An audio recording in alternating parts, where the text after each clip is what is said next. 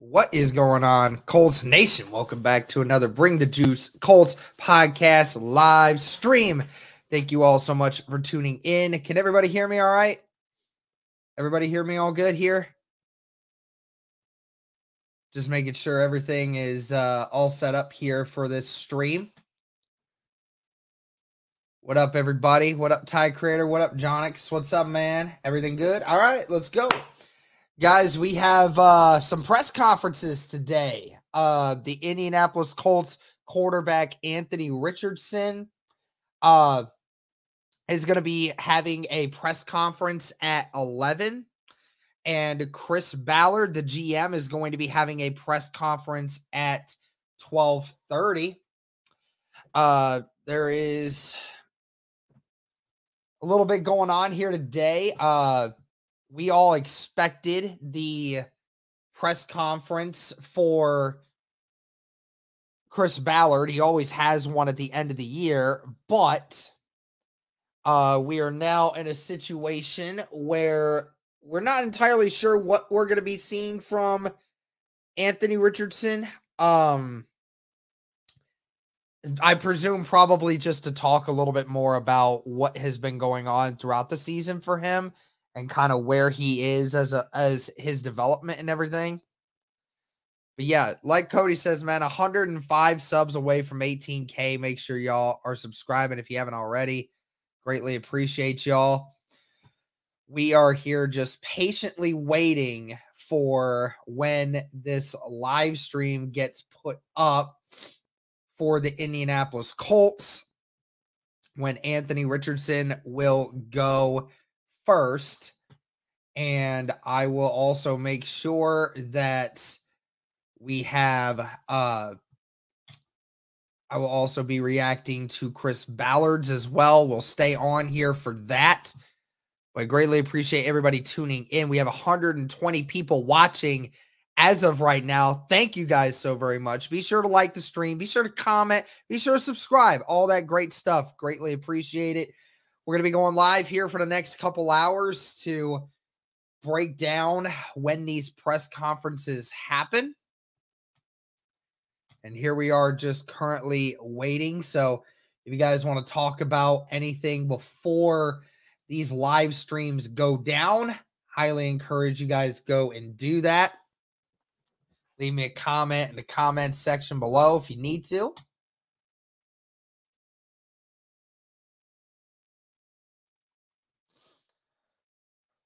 Excited for AR next season. Yep, 100%. I cannot wait. Hopefully, he will give us some insight as to how he is feeling. After his press conference, we will also be reacting to Anthony Richardson's one-on-one with Lara Overton. We will do that after this. We'll just go ahead and do it after, because I presume there's going to be a little bit of time between when Anthony Richardson speaks and when Chris Ballard speaks, and we can do that there. So it shouldn't be a problem there. Who you got in the Houston game? If I was a betting man, I'd take Houston, but for me, I'm going to take Cleveland. You don't think we will let Pitt walk, do you? No, 100%. I mean, here's the thing, guys. Even if we don't include getting him on a long-term deal, you always have the franchise tag. And no doubt, Pittman will get the franchise tag over anyone else. So do not worry. Michael Pittman is not going anywhere. Just hoping that he will be able to get placed on a more of a long-term deal to help satisfy him and for the Colts as well. If Brock Bowers doesn't get picked up at 5, do you think he'll drop for us, and should we take him? Oh, I'm 100% all for Brock Bowers. And shout out to the people who are just coming in. We are going to be breaking down the press conferences. I will be live streaming them right here on this channel. once the press conferences actually show up on the Colts media pages. Probably will be a couple more minutes before we actually get to that. But shout out to the 150 people watching. I greatly appreciate it. I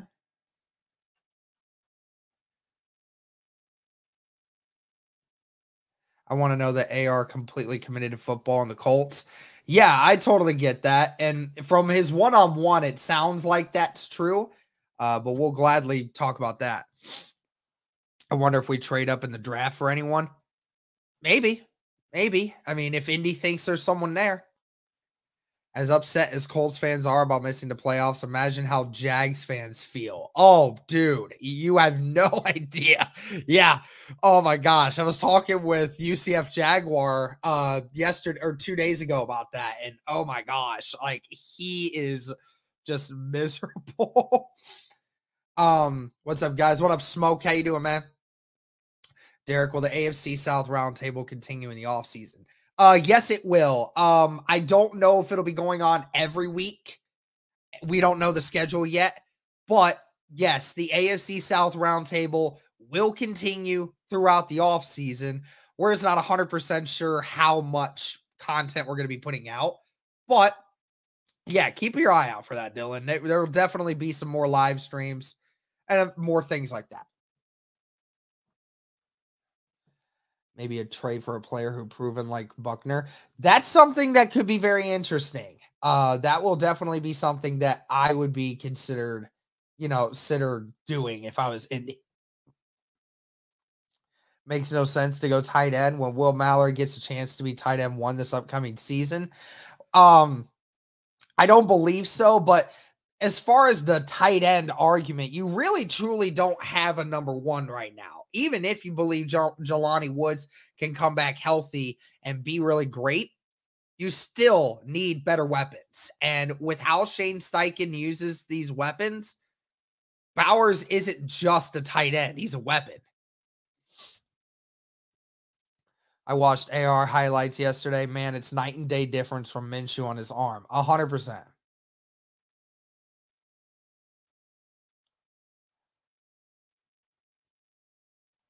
Does Marvin Harrison Jr. follow us? No way. He does not make it past the top 5. No way.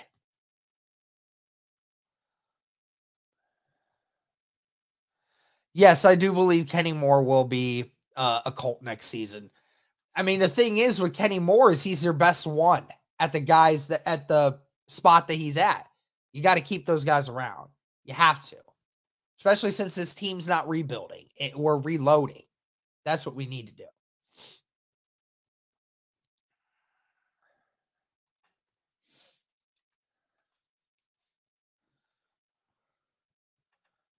All these shocking firings or parting ways for coaches. Oh, yeah. I mean, it's been crazy. The last 24 hours, Pete Carroll, maybe being an advisor role doesn't even matter, but him not being a head coach, Saban retiring, and from what I'm hearing is it might be because of his wife's health, maybe. So I'm not going to say anything on that one. And then obviously Belichick. I mean, 3 legendary coaches just out of coaching jobs now. It's crazy. It is crazy. But shout out to the 170 people watching, guys. Be sure to like the stream. Be sure to comment. Be sure to subscribe. All that great stuff. I greatly appreciate everybody tuning in with us today. Like the stream, guys. It helps it get out to more people who want to watch.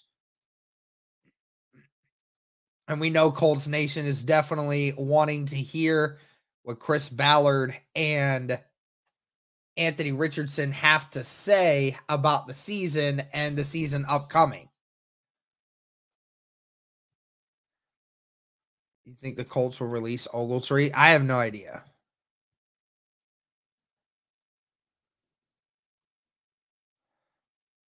Justin Jefferson, a free agent.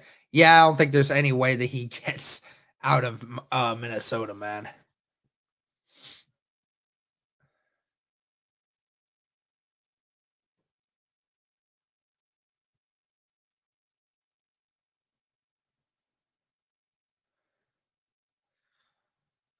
What time is the conference?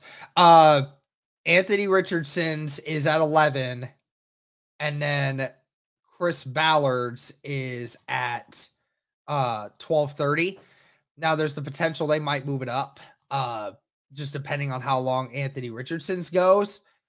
But yeah, we are just waiting for when that goes live. So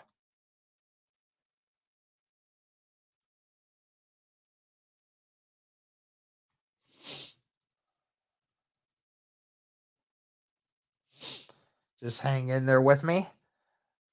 We should be going any second. What do you think happens with Grove? I think we bring him back. Would you keep Gus? Me personally, no, but it sounds like the Colts are. T. Higgins. It sounds like the Bengals are going to lock him up pretty quickly, man.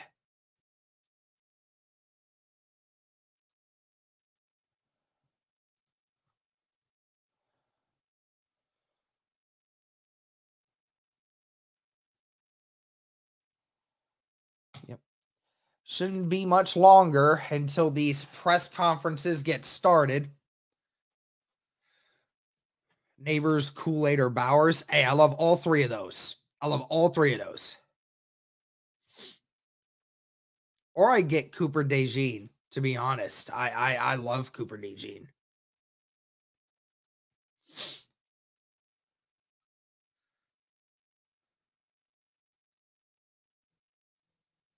Danielle Hunter in free agency. It's possible. That could be something. I mean, that could be something that I could see Minnesota having a difficult time keeping, honestly. So that could be something.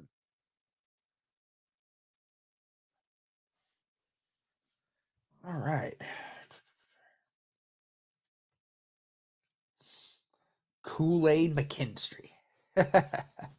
How funny that would be, right?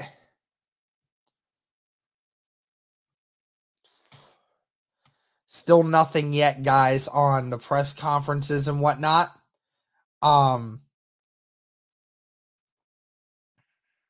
worry. Things will be getting put up here soon, I'm sure.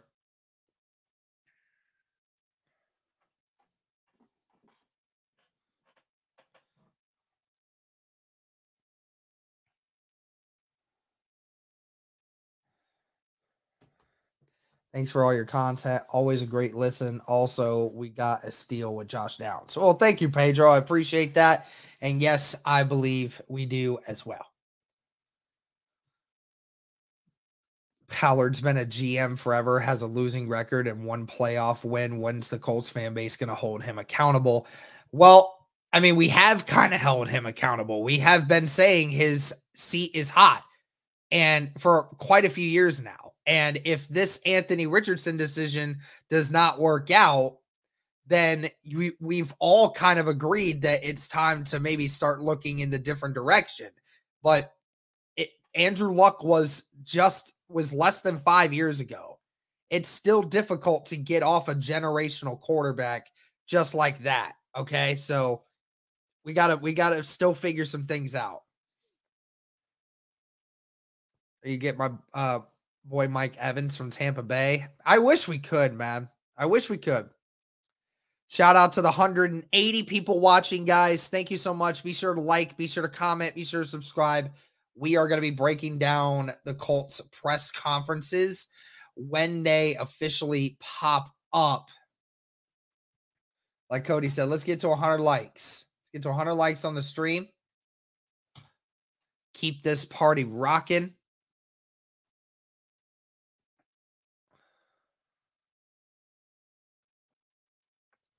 Not a Gardner Minshew fan. Not really. If I'm Indianapolis, I wouldn't even bother re-signing him. And then I would just draft another rookie quarterback late in the draft to have as a backup.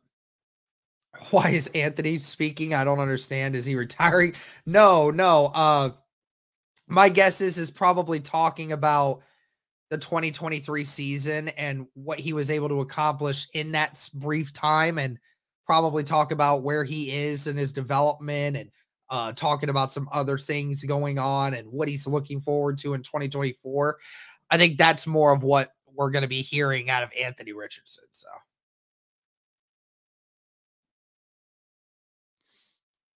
Shane's going to love calling plays with AR at QB. Offense is going to look way better than this year.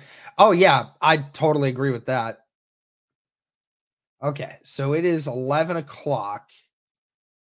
We are still not seeing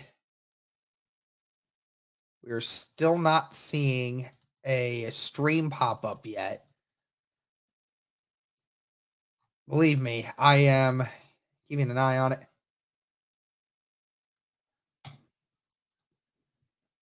Said he's going to be speaking soon. I am just waiting for the stream to pop up.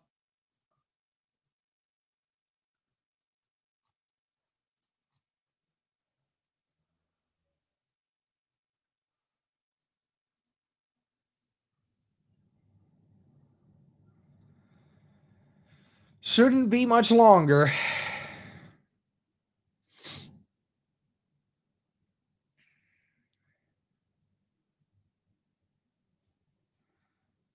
Do you think it's a possibility that we sign Gardner to a contract backup or AR? Oh, 100%. I mean, they could do that again, but in my opinion, I think they should look elsewhere. Save yourself about $4 or $5 million in doing so, and not pay Gardner Minshew that, and then put that money to some other use. That's my personal opinion. It's live. Where's it at? Oh, there it is. Wondering if it's on the Colts app. It's probably not. Okay, here we go. Taught me a lot of things this year, so I'll say it was a good rookie season for me. How is your recovery going? Pretty good. I'm excited. Every day I'm trying to push the trainers to go a little harder with me so I can, get back to throwing and get back on the field. So, everything's smooth right now. I'm excited. I'm just ready to, start throwing again. How close do you think you are to throwing again? Honestly, I don't know.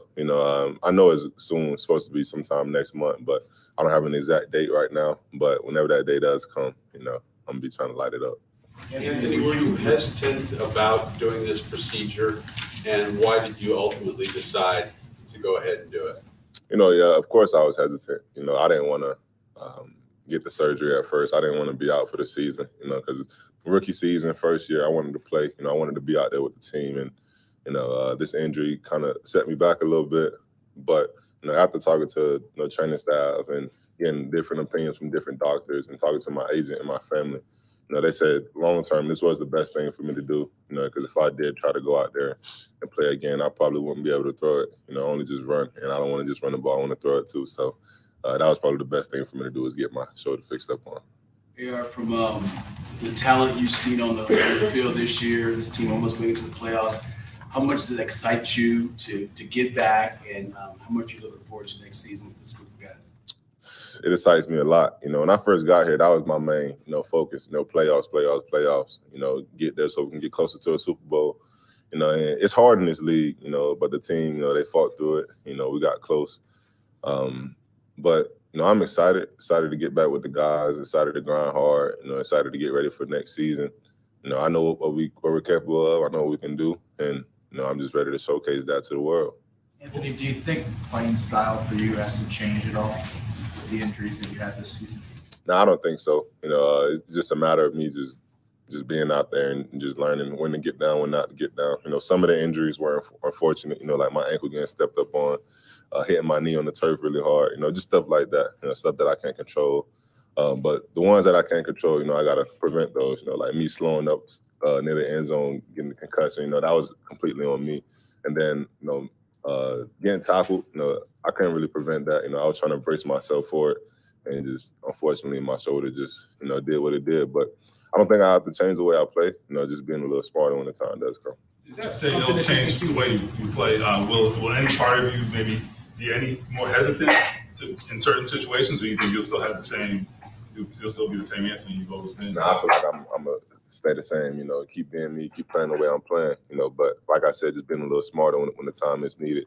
I can't try to run through everybody. If it's 1st and 10, get what I can get and get down. Get out of bounds, get to the sideline, do what I can do. But if the game is on the line, I got to go out there and compete. But it's just a matter of being smart for myself and the team, and I'm gonna try to do that for sure. What is that balance like when you didn't play recklessly, but you got hurt, and the narrative is like, oh, he's got to protect himself. Like, how do you deal with that when you're like, I didn't do anything crazy? I heard him like a routine tackle. I've been dealing with that, throughout my whole football career. I'm a big physical guy. I love to, play physical, and people don't really expect that from QBs, so there is a time and a place to be physical. And, I love playing physical, so, that's my nature. But, now that people see me and, they kind of fear of quarterbacks being too physical and getting injured the way I did, but like you said, I don't think I played reckless. I think I played, the right way. And, it was unfortunate I got injured, but, I can't really change the way I play. I just got to be a little smarter when the time does come. You only got one play with Jonathan Taylor, I think, but just what were your impressions of watching him down the stretch of the season? What excites you about that combination of backfield? Oh, man. Just watching him do what he does, man, it's amazing. I watch his highlights when I get home. Just watching him this last game, it was amazing because I can only just imagine myself in the offense with him, opening up some things for him, with my legs as well. But, only time could tell, so I'm excited to get on my grind. It's going to be a big year for all of us. So, I'm definitely excited to, start grinding and get back on the field so we can, get those touches together. And would you like to see Michael Pittman come back? Oh, yeah, of course. All of our weapons.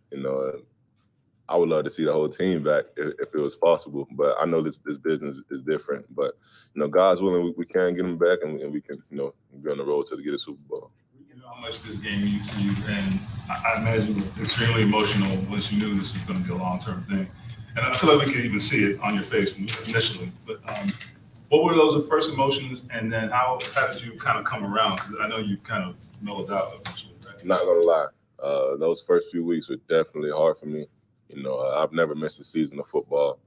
I've dealt with injuries before, but never sat out games, never was told that my season was done and I had to wait.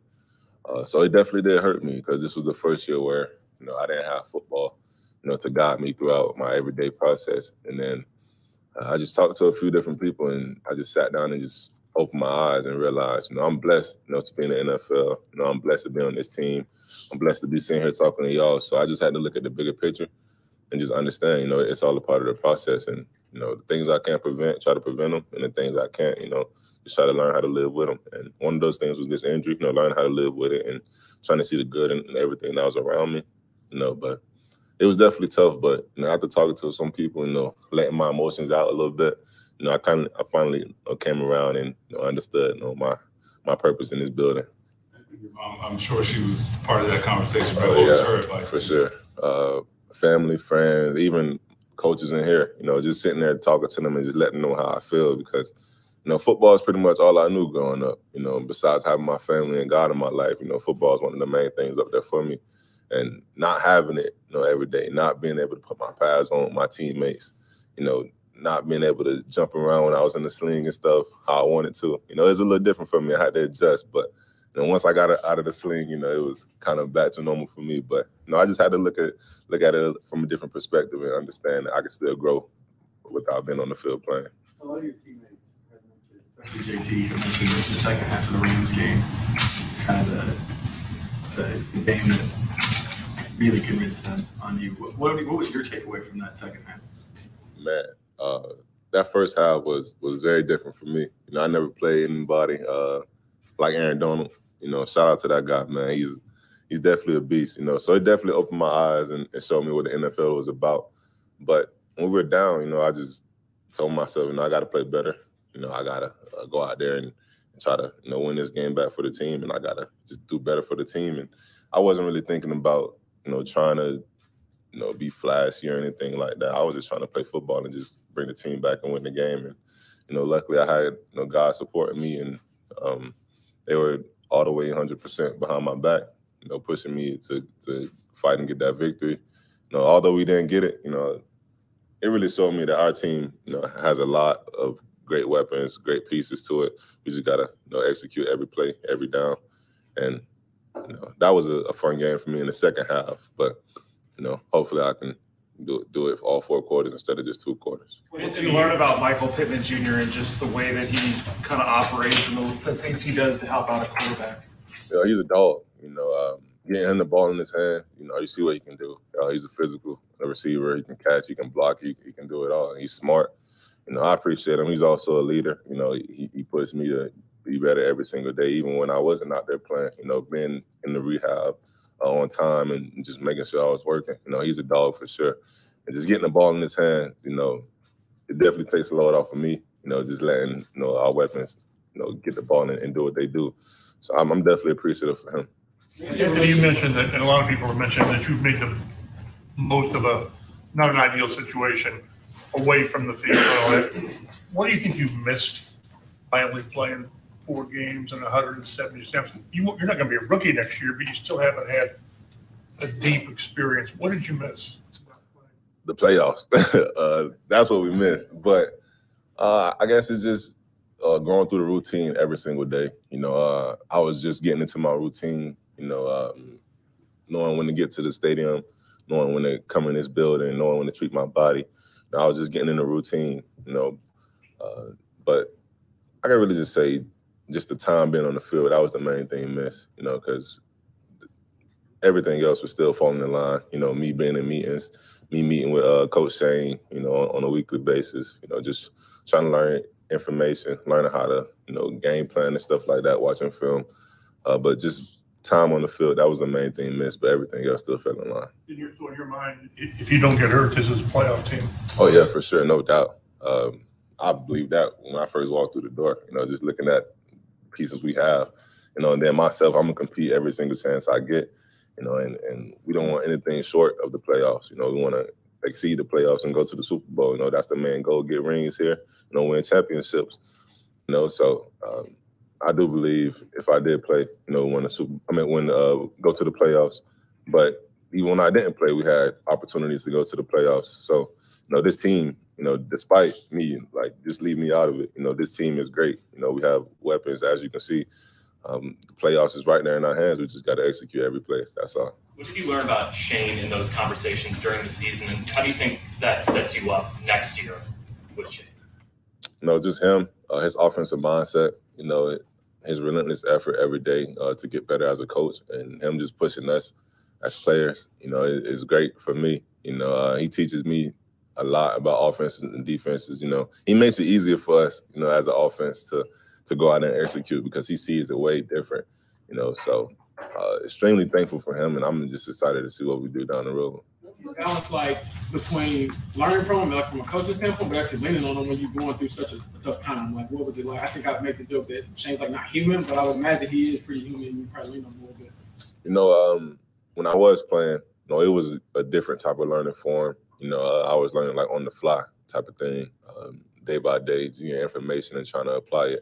But once I did get sat down with the injury, it kind of slowed me down, slowed our process down to where we could dive deeper into certain things and, just learn more about each other, besides football. But the football part was also, amazing. I was actually able to, dive deeper into learning more about defensive schemes and coverages and stuff. So I'm definitely excited to see what we're going to do next year. It's going to be your first real NFL offseason. I know obviously you're getting healthy first, but do you have an idea of kind of what that looks like, where you plan to train or what you kind of have scheduled? I'm not going to lie. I've been thinking about this day for a long, long time.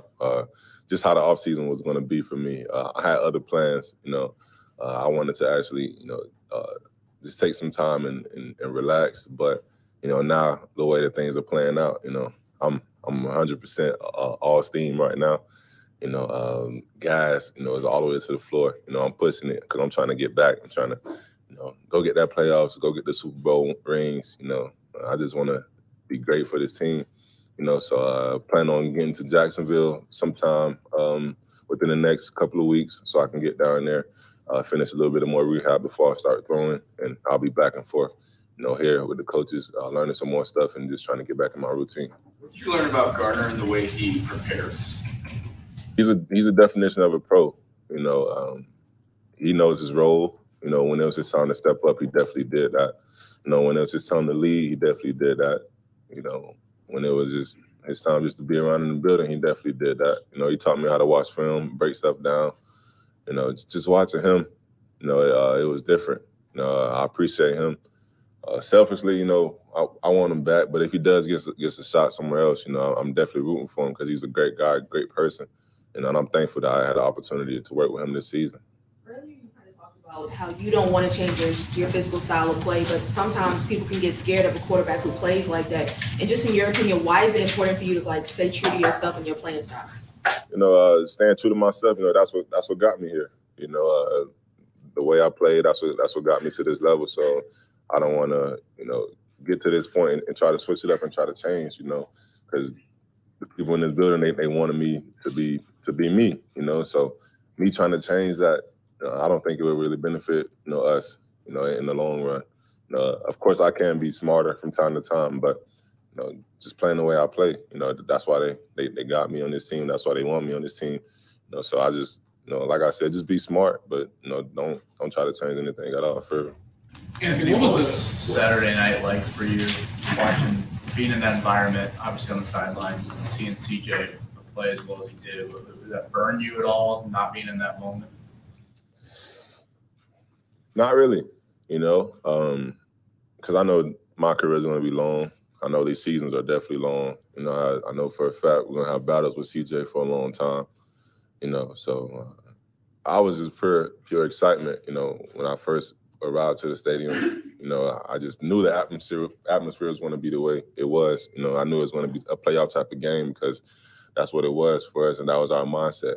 You know, of course, I was happy for CJ, you know, to play the way he played, you know, get the victory. But then again, you know, as a competitor, you know, I was hurt, you know, because I know our team and what we're capable of. I knew we should have had that spot, but you know, they played it, executed the way that they should have, and we didn't. You know, so it did hurt a little bit, but you know, I'm not really too concerned about it because I know we got a lot of stuff to handle in the future, and we're gonna make those runs. Are you looking forward to just competing with CJ and the Texans? I mean, I know it's not you versus him, but I know you have a relationship, and that must be exciting. Oh yeah, for sure. You know, we talked after the game, and he was like, "We're gonna be back at it," and I'm like, "Yeah, for sure." You know, that's been our goal since high school. You know, since I met him. You know, get to this league, get to this level, and just compete. You know, he's a competitor. I'm a competitor. You know, and we love the game of football. So, you know, our teams are going to be going head to head. You know, for the next few years, and you know, hopefully they lose and we get the Super Bowl. You mentioned some of the things you had to get used to, like in the sling. What was like the day-to-day activity? I know everyone thinks like, oh, he can't throw anymore, but like, what was the hardest part about just like, I can't use my right shoulder? Like, was it teeth brushing? Like, what other things did you have to kind of like do differently? I had to learn how to do everything with my left hand. You know, I even started tricking myself into saying I was going to learn how to throw with my left. But it was kind of tough, you know, just getting in the car. You know, that's difficult, having to reach all the way across your body. You know, trying to sleep, that was probably one of the worst things, you know. But just trying to do everyday, you know, things. You know, people don't really understand how much you use your arm until, you know, you can't really use it anymore. But just doing everyday things was a little tough for me. But, you know, I always knew the outcome was going to be, you know, greater than what it was at first, you know. So just getting used to being in that sling and just trying to use it to my advantage. You know, that's what I did. I started putting my phone on the little shelf thing I had, you know, just trying to find little ways to make it better, you know. But just doing everyday things was a little tough for me, you know, but making progress now, and you know, that's in the past. Can you throw left-handed? Oh yeah, I can, but you know, not as great. But you know, I'm still working on that, so we're gonna see what it's like. How far can you throw left-handed? I'm just curious. If I had to put a number on it, I would maybe give myself like 30 yards, like 30. It's not 70. Yeah, it's not 70, but you know, 30. Trying to make it work, but accurately, I'm not. You know, I'll probably give myself like a 30% grade accuracy with the left, but you know, I'm still working on it.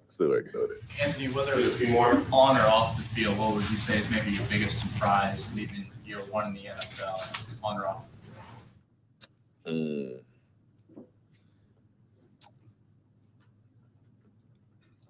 On the field, you know, I could just say the way I played. You know, I kind of expected that from myself, but I kind of shocked myself a little bit when I was doing the things I was doing. You know, it just made me like happy and let me know that I was working, and my hard work was paying off. But off the field, me working on my leadership skills, that's probably one of the biggest takeaways. Being on the sideline, a lot, 100% of the time, and not being able to step on the field. You can't just be on the sideline, just on the sideline. You're still part of the team. You're still part of the journey. So I was just trying to make it work whenever I could.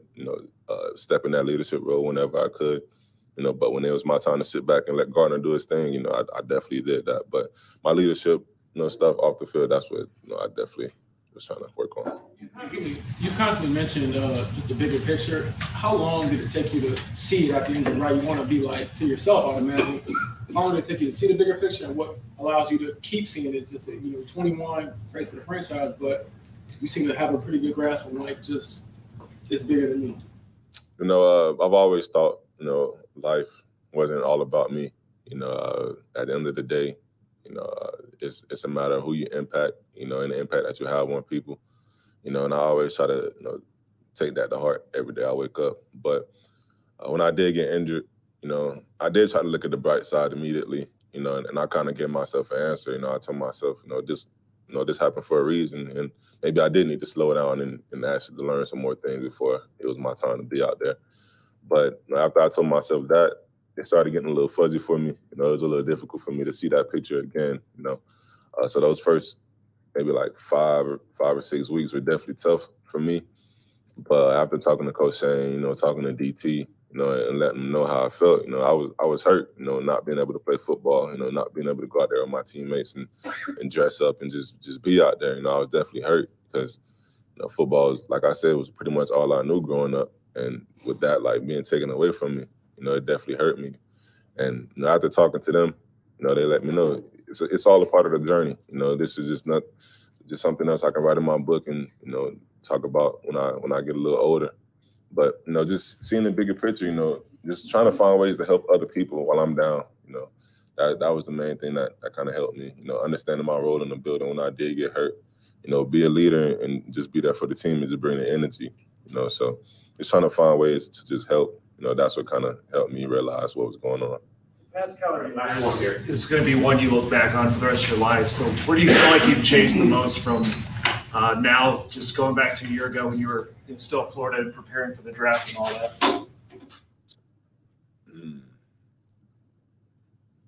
I don't know. I guess I could say my attitude, just waking up day by day and just knowing I have to work, just being in this league for the time I've been in it.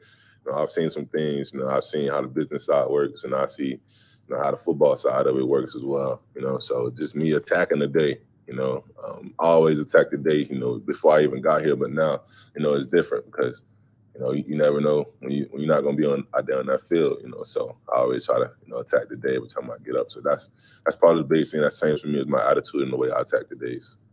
All right. Thank you. Appreciate y'all.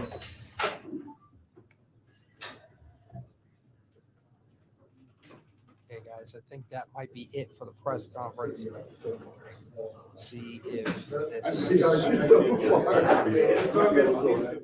a minute. It looks like they cut the audio. Yep, and that is the end.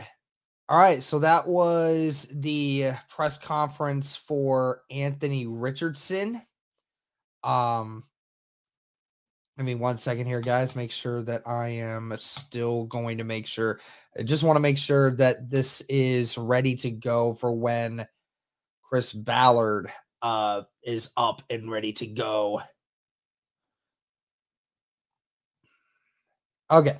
So, all right. So a bunch of things happening there. That was Anthony Richardson talking about the season that he had and what had gone on throughout all of this. Greatly appreciate the 530 people watching right now, guys. Be sure to like the stream.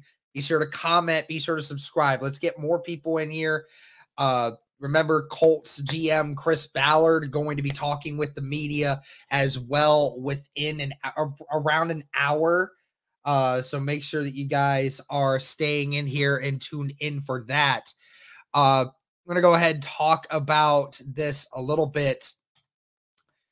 First things first, I don't think it can truly, I truly think a lot of people underestimate just how how well spoken Anthony Richardson is for being only 21 years old. Like, I was not that well spoken as a 21-year-old in college. I never would have been able to sound that confident from that sort of perspective. So for Anthony Richardson to have been able to deal with everything that he has dealt with, and be able to take this on is definitely been the biggest thing. And I truly respect the hell out of Anthony Richardson for being able to be such a stand-up person for that kind of reason.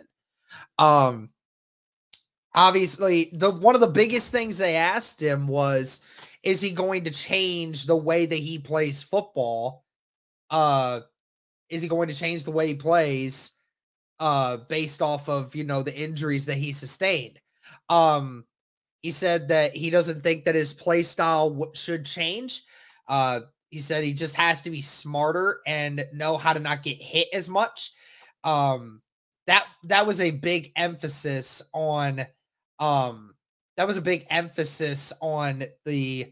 thing. And we're going to talk about that multiple times here about just being smarter about how you approach the game. And there's a multitude of different times that we will continue to bring that up. But yeah, mentioned again how he's not going to change his style of play. And we'll talk about that here in a few more minutes as well. But again, appreciate everybody tuning in right now. Be sure to like the stream. Be sure to comment. Be sure to subscribe. All that great stuff, guys. Thank you so much for tuning in. You guys liking the stream helps it get out to more people. And I appreciate everybody tuning in. And we will be live for when Colts GM Chris Ballard will be streaming with the media as well. Anthony Richards said, really excited to be back with the guys. Really excited to be able to get back and start working with those guys again. He said he thought he had a really good rookie season for the time that he did get to play. Thought that it was a great learning curve for him. They were asking him about Jonathan Taylor. Hold on a second. I'm gonna get a few more things. Yes, that was the other big one. Yes. Anthony Richardson had stated, I don't know if he should have said it, but he did state it. I'm sure they probably talked with him about it on whether or not it was okay to talk about it. They said that he expects to start throwing again within a month, or around a month. Not 100% guaranteed on when the date is yet, but he said that he's going down to Jacksonville for a few weeks here soon to get some more rehab done on the shoulder. And then he said that he hopefully with some more rehab and some better understanding of the shoulder, then he will be ready to go for, he will be ready to go and start throwing again for the Indianapolis Colts. And that is definitely what we're hoping for. It's right at about the timeline that they said he was going to be at to begin with. So definitely cool. Sorry, guys. And that was the other one. Yeah. And I don't know who asked the question, but they asked a great question. Like, some people tend to change their approach when they get there, right? But he, talked about, having to be himself. And he said, I'm trying to stay true to how I play. Staying true to how I played is what got me here. Anthony Richardson is Anthony Richardson because of his dynamic playing. His dynamic playmaking ability to be able to be a dual threat quarterback. And says, I don't want to change that. I want to be me. Now, that is not saying or absolving the fact that he needs to be smarter as a quarterback. He even mentioned that, hey, listen, if it's 1st down and 10, it's the middle of the game, we still got something going on. Like, yeah, I'm gonna be smarter. I'm gonna try to get out of bounds. I'm going to slide earlier. I'm going to make sure that I'm not getting hit like I did before. And But if the game's on the line, then yeah, I'm going to put my body on the line to make sure that we win, right? But he talked about being smarter and not getting hit the way that he was before. He talked about the first injury that he had with that concussion and said, you know, that was completely on me. I got careless in that spot. I can't do that. You know, that was my bad. That's something that I need to do, right? And then the shoulder, I mean, well, and before even that, I mean, you talk about a couple of the other things that happened. I mean, the shoulder in and of itself, there's just not much he could have done about that because, I mean, he said, I got tackled. That's just an unfortunate aspect of this game. Austin, he will be speaking at 12:30. But the biggest thing is Anthony Richardson is who he is and why the Colts drafted him and why a lot of people said he could be the greatest prospect that we've ever seen because of his ability to move with the football. That does not mean that we're not going to see a different Anthony Richardson moving forward, but we are not going to see Anthony Richardson, you know, be careless with the football as much as he is.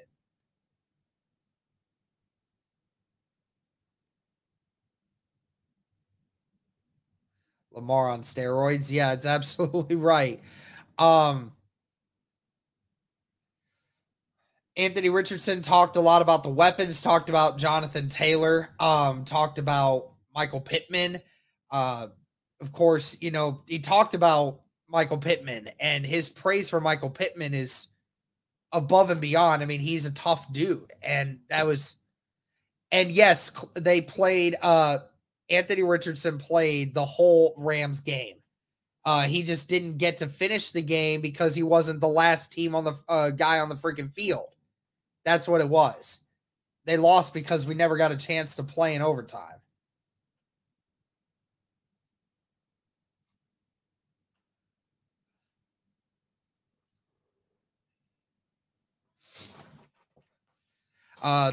Anthony Richardson had talked a lot about missing a few games and how he said he didn't want to have to do that, but knew it was best for him long term. You know what? I'm actually going to go ahead and hop into this right here because I actually want to go ahead and do that one-on-one that we saw with Anthony Richardson and Lara Overton. Here we go. Let's do this. Let's watch this here real quick. It gives us some time. We have time to kill in the meantime here. We'll go ahead and do this. This was a one-on-one with Lara Overton with Anthony Richardson, kind of talking a little bit about what was talked about in the press conference, but this in a little bit more greater detail for some things. So let's go ahead and hop into this. Anthony, first time getting to sit down with you since the end of the season, since your injury. How close are you progressing to where you hoped you'd be coming off that surgery in late October? Honestly, it's been great. You know, the whole rehab process, you know, shout out to everybody that's been helping me.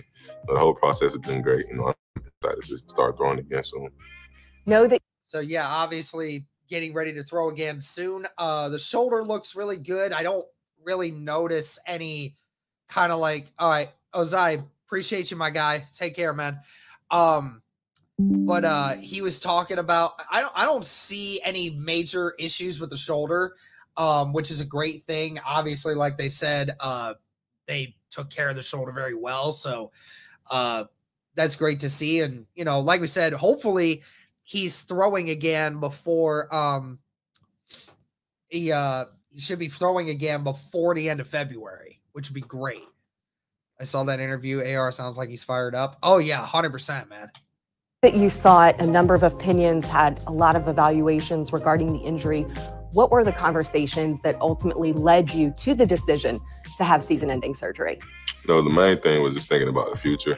You know, of course, you know, I wanted to finish out the season. I wanted to play strong with my teammates, but, you know, looking long term, that probably wasn't one of the best things, best decisions to make at the time. So, I talked to a few different doctors, talked to our trainers, talked to my family, and they thought that, the best thing for me to do this year was, just clean it up and get ready for next year.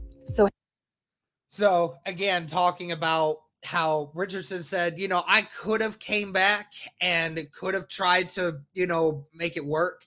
But in terms of long-term health, wanted to make sure that he got it cleaned up so then that way he could be ready with this team come next year. I'm sure that was not an easy decision to make. He talked about it in his press conference, said that this football is all I know, and to have it taken away from me like that definitely sucks. But you have to think about it from a long-term perspective. And, with all the great opinions from his family, from his friends, from coaching staff, trainers, doctors, all these people telling him it'd probably be the best idea to get this fixed now. And then that way, when you're fully healthy, you're ready to go. So definitely good to hear that from Anthony Richardson. How significant was your long-term health and your longevity in that decision? Definitely a major part, major component when it comes to that. I didn't want to get it at first. I wanted to play, but the doctors told me that I wasn't going to be able to, throw if I did try to go out there and just rehab and play within it. So, I was thinking about the future and all the Super Bowls we want to win. So, that was just an easy decision for me. All the Super Bowls we're going to win, right? He keep talking about that in his press conference, man.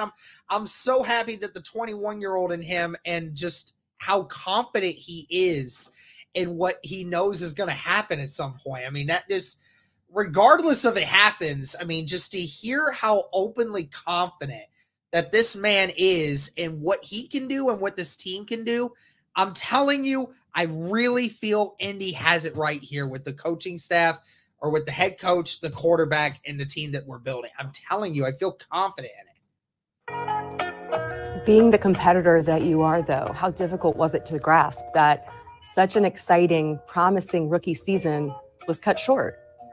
It honestly hurt me, not even the fact that, I couldn't really play anymore, but I couldn't be out there with my teammates and help them. This year was the first year I ever sat out and missed games, and it was a little different for me. I had to, change the way I viewed the game, change the way I viewed different people around me. But I opened my eyes to something bigger and better, get my mind stronger and get mentally right for next season. And that's what I was focused on the whole time. In the games that you did play, what you were able to put on display, thinking about back-to-back touchdowns at Houston, engineering the comeback to force the overtime against LA, how does that reinforce your confidence in what you're capable of when you're healthy? It just boosts it up a little bit more. It lets me know that I can compete in this league. I can't have fun out there with my brothers and my teammates. And I just got to keep going and just keep growing and keep getting better. Despite the good things I did do this year, there are some things I can clean up and correct for next season. Your athleticism is certainly part of what makes you such a dynamic quarterback. From what you learned playing and watching this season, how do you lean into and hone that athleticism while also learning to protect yourself? Honestly, I'm not sure. Being physically gifted the way I am, I'm blessed and I'm excited, and I'm glad that I can, be the quarterback I am.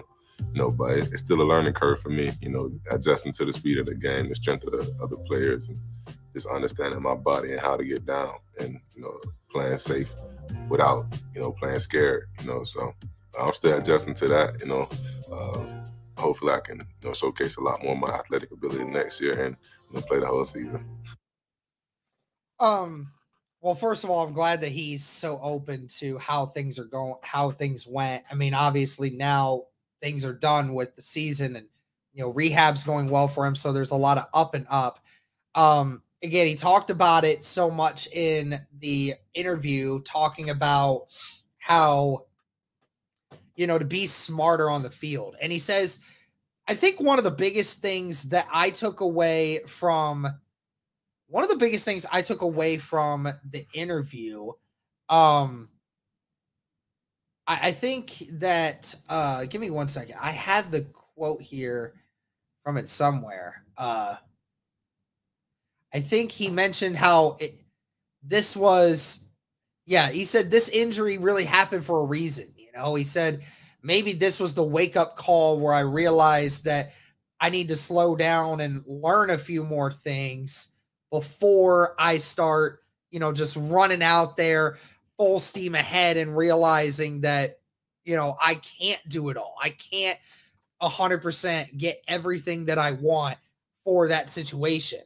So, I get it, guys. Like that's the thing is Anthony Richardson gets it too. I think he truly does. I think he saw that there is, when it comes to how he plays, he wants to play the same way, but he wants to be smarter about where of how he approaches the game, how he's not going to take as many unnecessary hits, and understand that things need to get better for him in order for him to continue to be a great player. If he is not going to be smart about what he needs to do, then it's just going to end up continuing to be the same as last year, where he's just going to keep getting hurt. So, again, props to Anthony Richardson for realizing that things need to change for him. In the time that you were watching Shane, Gardner, how they operated in meetings, in practices, on game days, what did you learn from that, having that vantage point, having that experience? I learned a lot, honestly. It taught me how to be a pro, how to get ready for games, and how to use your brain. Everybody knows I'm an athletic freak, some people would say, but the game is just way bigger than just being able to run fast and throwing the ball far. So just watching them and how they pick certain things apart and game plan for certain games and attack the offense, it just makes me happy. And I just look forward to, certain things we can do in the offense. Back at the beginning of the season, week 2 down in Houston, saw you had a chance to catch up with CJ Stroud. It was evident how much respect that you guys have for one another. From what you guys went through, going through the draft process together, the rookie season, obviously now being in the same division, what does he bring out in you as a competitor? Honestly, he makes me want to go harder. Shout out to him for, doing the things he's doing for his team, but we can't let that slide anymore. He's in the division, that's my guy, but, we're going to have a lot of battles, these upcoming years, but can't let him get any more W's against us. So, but shout out to my guy, though, for sure. That is the one thing that, again, people keep laughing at me about it, but I cannot wait for the Anthony Richardson versus CJ Stroud battles going forward. That is going to be so much fun. An Anthony Richardson-led Colts team versus a CJ Stroud-led Texans team. That is going to be so fun to watch. So I cannot wait to see Anthony Richardson go up against CJ Stroud more times in the following years. It's going to be so fun to watch that. Speaking of battles, your own battles that you've faced this season, overcoming the adversity that you have, going through the adversity that you have, how much motivation do you draw upon that, with also looking at the foundation you have and the support you have around you and the growth that you see in this team? I just look at what we have, I look at everything that's around me, everything that's around the team, everything that's in the building. And I just see greatness, I appreciate everything that's going on, The injury as well, it opened my eyes and let me learn about football a lot more. And just seeing the guys and how they attack it and just imagining what I would be doing out there with them, just opened my eyes for something different. And, I'm motivated to, be the best version of myself, ever. That's my goal every year. But now seeing what we can do as a team, it just makes me feel even better. Really appreciate the time. Thanks for sitting down with us. Excited to see you back out there with the guys. Yes, man. Thank you. Here we go. When is Chris's press conference? That should be at 12:30. Hopefully it comes up a little sooner. Maybe they will start it sooner. Yep. As Cody keeps putting some updates in here, we appreciate everyone in here. Chris Ballard's press conference will be at 12:30. So we have 45 more minutes. Give me one sec.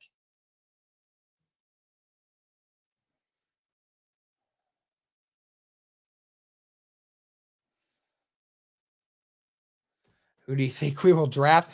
I love that that's the comment. That's the stuff we keep going back to.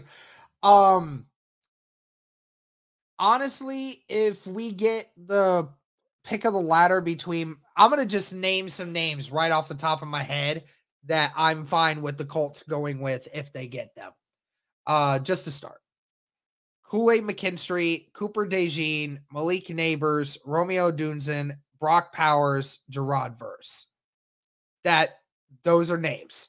If we can get any of those guys, I'm happy with it. I'm very happy with it.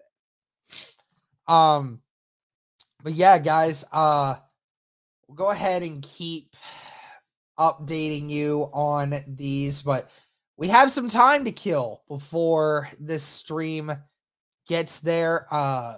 Can always talk about anything and everything else. Again, shout out to everybody who is in here watching right now. Kind of go through some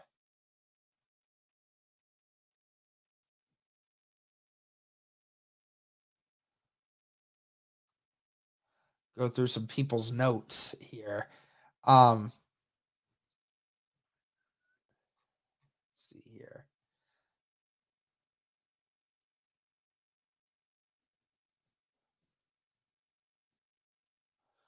A very reflective Anthony Richardson in his presser talked a lot about how the injury affected him throughout the year and was honest that he was in a bad spot after it happened, but also gave him a different perspective and appreciation for the game. Sounds incredibly motivated to not only get back, but to take this team to new heights. I cannot wait. I cannot wait. I'm going to tell you that right now. Garrett, can we have a mock draft live stream while we wait for the press conference? Yeah, I mean, I'm totally down for that. Anthony Richardson can throw further with his left hand than Scott Tolzien could in his entire career, says Cody. Man, that's hilarious. But listen, in all retrospect, honestly, that's insane that Anthony Richardson could throw a 30-yard pass with his left hand. That's hilarious because, like, people say, oh, that's nothing compared to what you can do with your right. But, like, a 30-yard, some people can't even throw 30 with their dominant hand. And nevertheless, throwing 30 yards with your non-dominant hand, I mean, I could probably throw a 40, 45, 50-yard pass. I can probably do that with my right hand, but I'm probably getting like maybe like 10 or maybe 15 at most on my left hand, like, and especially not accurate, so like that's impressive. That is honestly very impressive. Yo, Mr. Pocket Hercules, you got anything else other than to be a troll? Or is that just your sole mission in here today? Let's go ahead and do a mock draft simulator. Why not? Now, which one do you guys think we should actually do it on, though? That's the big question. Just happy to know AR will be behind the center for the Colts next season. Yes, sir. Absolutely. Colts should focus on filling depth in free agency. So that's safety, defensive interior, maybe going and getting a wide receiver in free agency, the offensive line. PFF.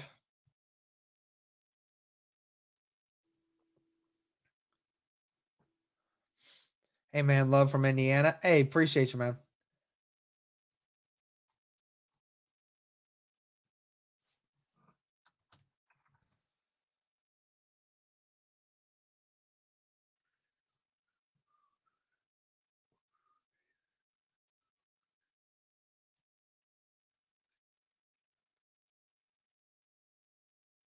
Oh, did PFF get rid of so PFF got rid of being able to do full ones if you're not a member or not subscribed. Wow, that sucks. Well, then we're not doing that. We are not doing that then. We only have 3 major needs. Oh, I 100% agree. how do we make sure Ballard resigns Pittman? Well, I mean, I'm sure he understands it because, I mean, he's literally your best weapon out there, and you need to keep those guys around.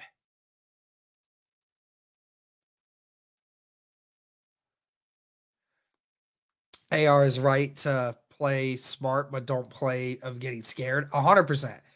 Use Pro Football Network. All right, I'll do that. All right, so 7 rounds. We're going to do the Colts. Very excited for the season. 100%, man. Same here. Okay, guys.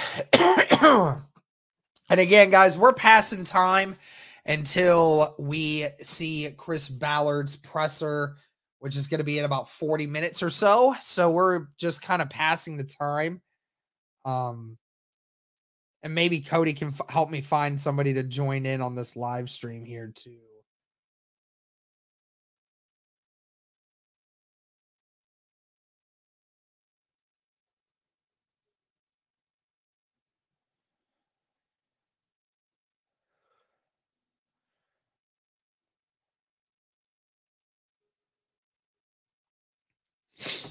All right, 7 rounds.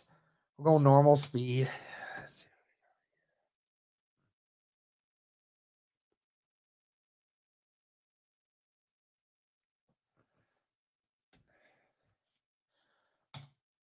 Nope, don't clear all.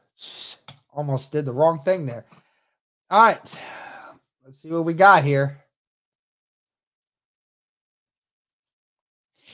Dallas Turner going is the first edge on that. Okay.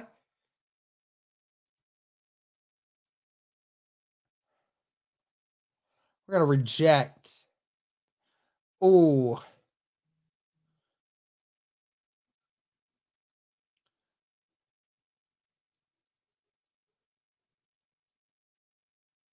We're going to drop back. Hey, listen, guys. Hey, while everybody's in here, let me know what you think of this. Should we accept this? Trade back 1 spot and get the 114th pick as well if we're trading back 1 spot. Or are we just taking right now who we have is we have Brock Bowers, Cooper DeJean, Jared Verse available as of this moment. But should we take this? The Anthony Richardson presser happened, but we have Chris Ballard still to go. Okay, yes, we're accepting it. Okay, we'll accept it. Okay, so they didn't take the guy that we wanted. Fantastic. Okay, guys, so who are we taking here? We have Brock Bowers, Cooper DeJean. Okay, so between the 3 guys, we have Brock Bowers, Cooper DeJean, or Jared Verse. Tell me which one.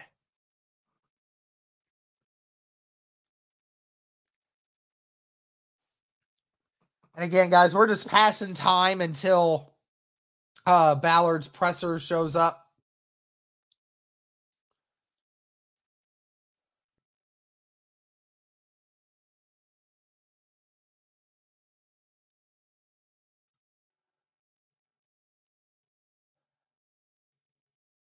I see a few with Cooper DeJean and a few for Verse, but I think Brock Bowers is the overwhelming favorite here. So we're going to go with Brock Bowers in that spot. Okay.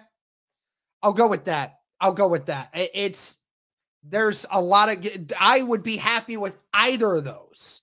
But I'm just saying that is the best thing that you probably could do from that perspective. There's a lot of great ways you could have gone there. But I'm on the Brock Bowers hype train, man. I'm all on the Brock Bowers hype train.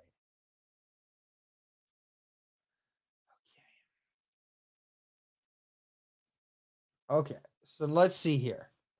Let's go to cornerback and see who's available. Our next pick is 82.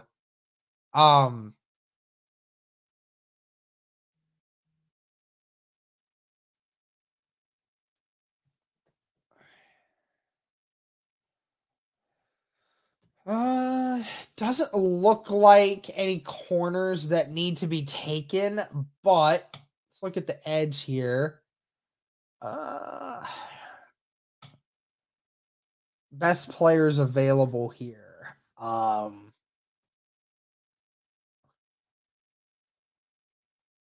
Do we want to take Byron Murphy or do we want to take Tavondre Sweat? Whoo! Holy cow, that man's big. 6'4", 346?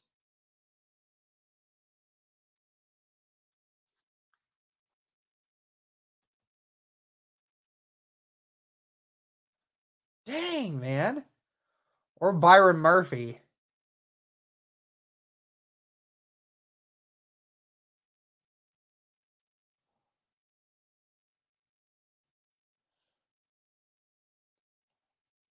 It's Murphy and it's not close. Okay. I'm all for that. Honestly, I'm all for that. We'll go with Byron Murphy here. Go with Byron Murphy. And then at 82, we'll see how it goes. When is Ballard's presser?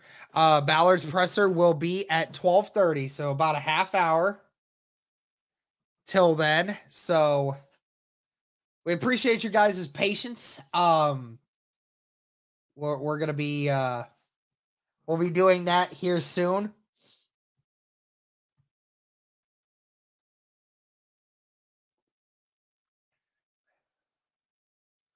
Now we're here.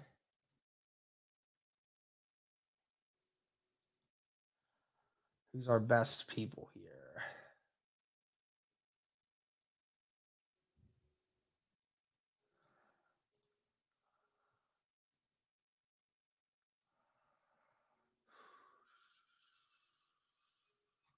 We already got a weapon that we don't need to worry about.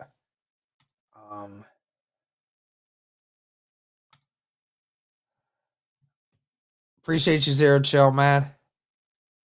Yeah, don't change your style. 100%, man. Yeah, that's the big question is who do you take here?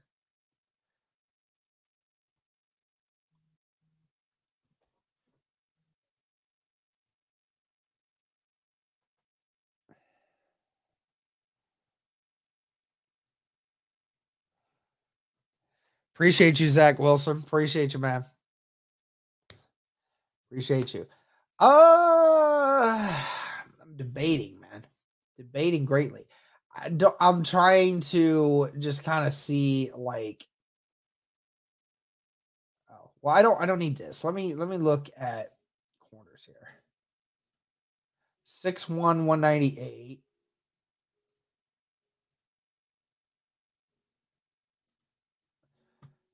Kyrie Jackson's number. Oh my gosh. 6'3", 195. My Lord. Cam Hart, too. Jeez, some big corners, baby.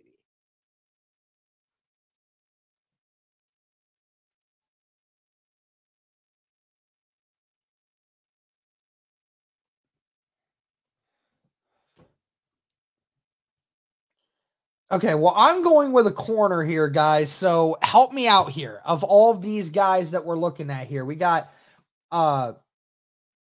TJ Tampa. We have Mike Sanristil, Johnny Dixon, Kyrie Jackson, Cam Hart, Zy Alexander.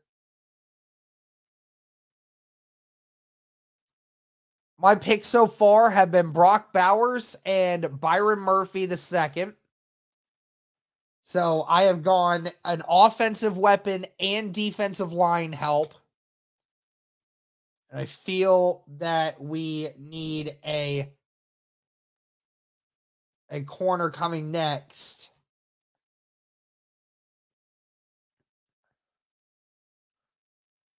Richardson the next GOAT. Oh, I agree.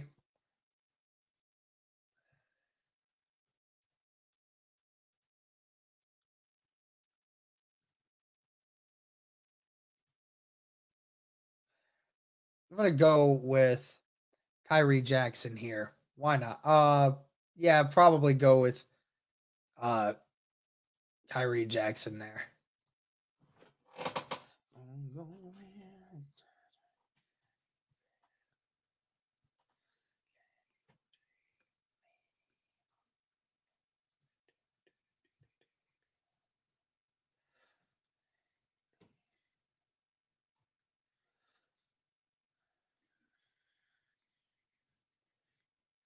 We're at 113 next. Derek, ever thought about bringing a fan in on stream maybe once a week? That's been something we've discussed. But I'll tell you what, it sometimes can be tricky because I don't know who I'm bringing on. I don't know a lot of times who I'm bringing in as guests, but that is something that maybe I would consider at some point.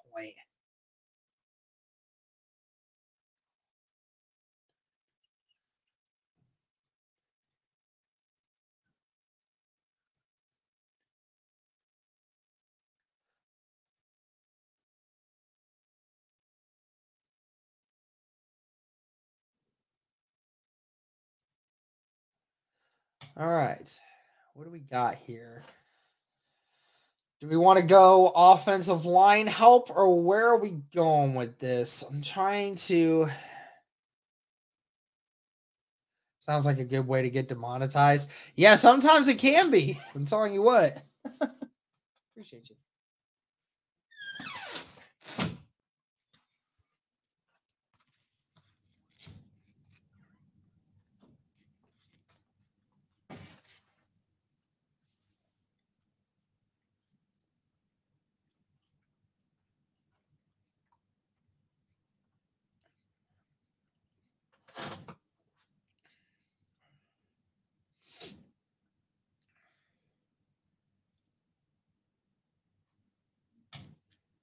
Tell you what, I'm trying to see what other safeties we got out there.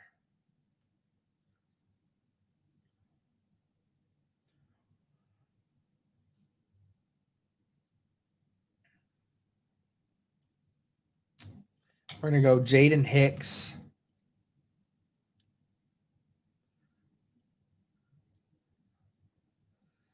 That would be a very Ballard-esque type pick there. So we're going to go with picking that.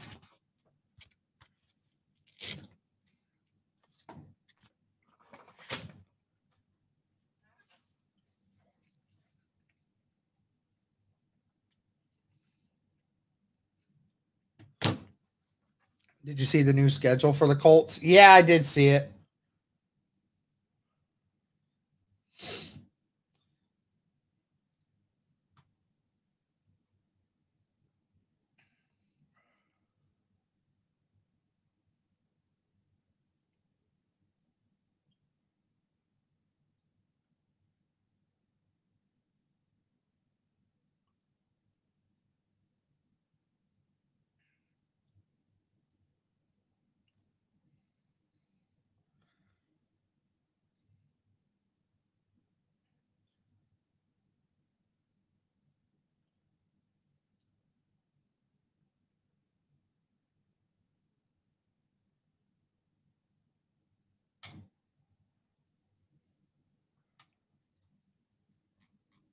Again, guys, just looking at a bunch of different things here. Just kind of going with let's see what defense. What do we still have? What do we have here? The thing that stinks for me with these is some of these have not been updated, right? So we are still seeing players here who have recommitted back. So it's kind of been one of those situations where it's like, man, update this stuff, because I'm trying to do an accurate one. And here I am. I don't even know if some of these guys have even made it. You know what I mean? Now, this one's going to be controversial, but I'm going to do it anyway. Joe Milton out there for Indy. I have a feeling we will be drafting a quarterback in this draft. I have a feeling.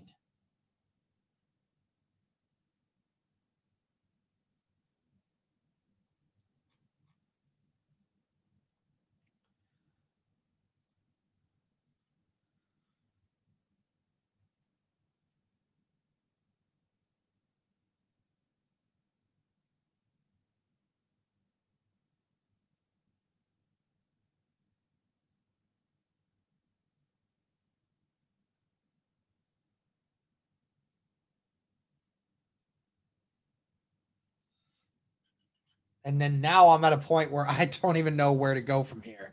So we're just going to go with people that I know and people we can just throw together.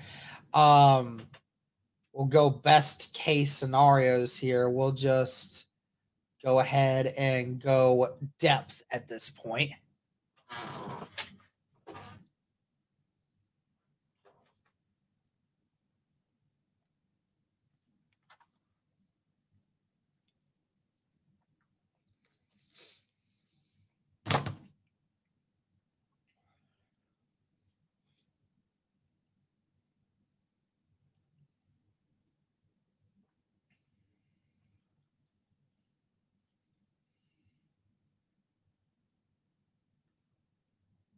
It's more corner depth.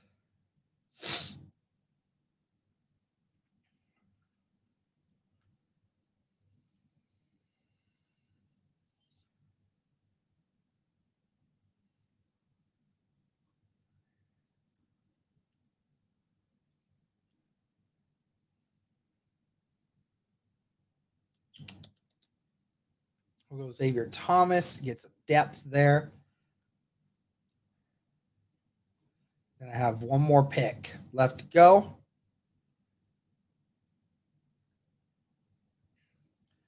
And this will be the last one. See if I know any of these names.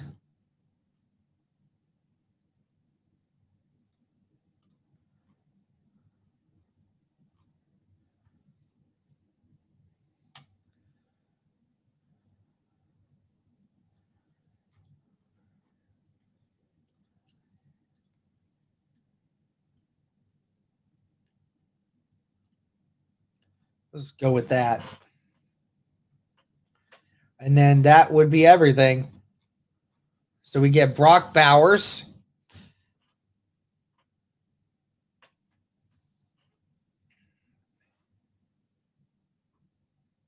Do you think the Colts will trade up in the draft? That's always an option. That's a very interesting option. I'm genuinely not sure. So Brock Bowers, Byron Murphy, Kyrie Jackson, and I did a couple trades here and there. So, hey, listen, them top three I like. All right, cool.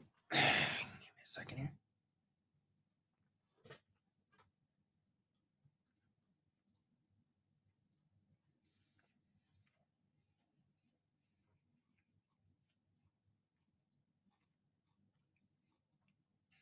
Not much longer, guys, and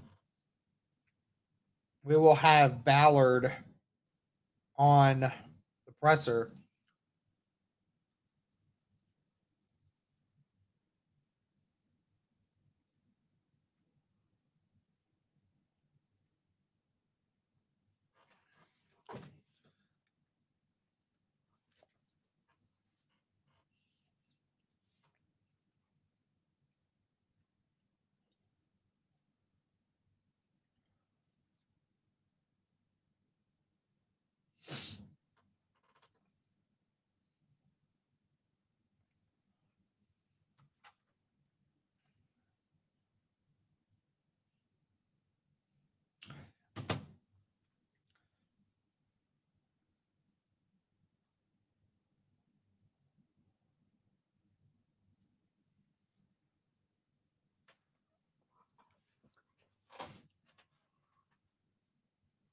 We need Pittman back, trade for a dude like McLaurin, and draft some cornerback and O-line depth.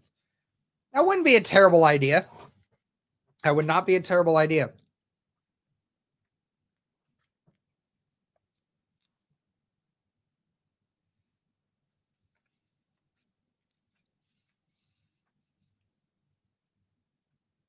I will say you forgot to talk about edge depth, though. And yeah, Joshua, I heard about Irsay. I certainly hope he's okay, and certainly hope that he will recover and stay here with us.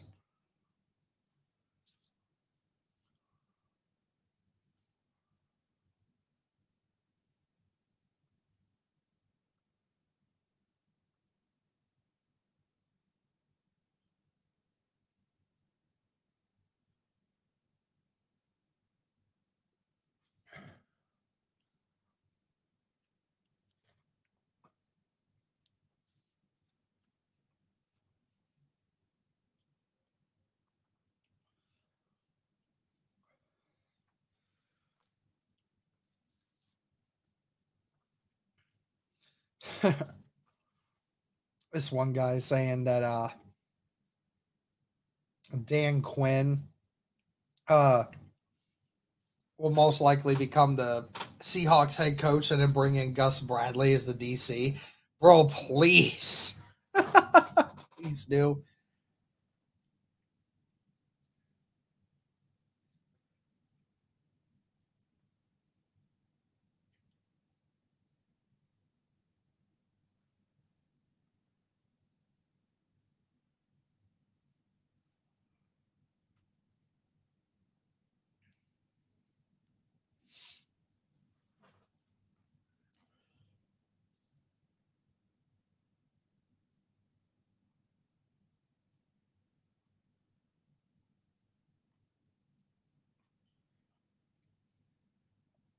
Should be about 20 more minutes here, guys. And the press conference for Chris Ballard will be underway. Shout out to the 300 people still watching. Greatly appreciate it. Be sure to comment. Be sure to like. Be sure to subscribe.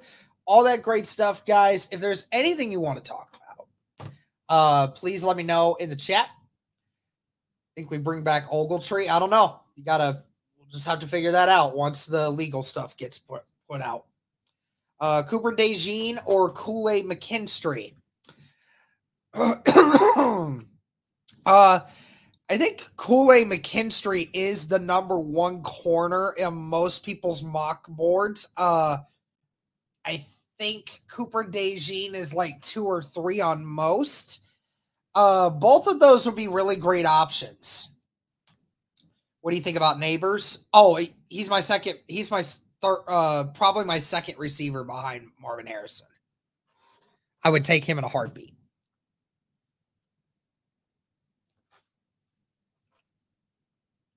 If Gus leaves, who's the new DC? Good question.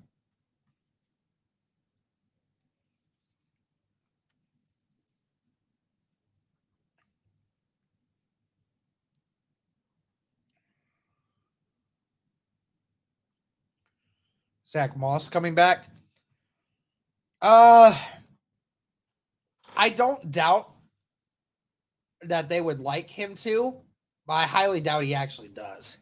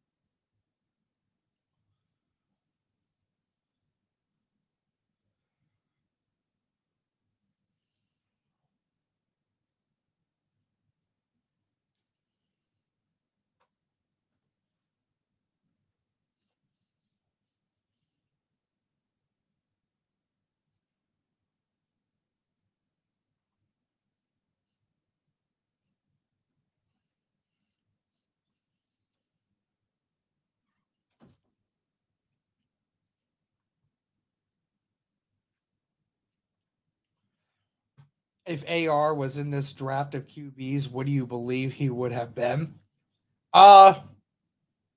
He'd be a top 10 pick. No question about it still. No question. Who do you think will get the franchise tag, or will it be used?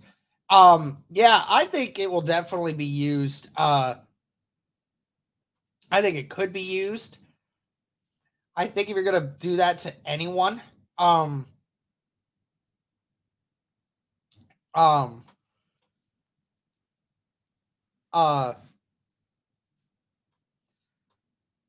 would say probably Pittman. I doubt that he gets it, though. He probably gets higher, to be honest.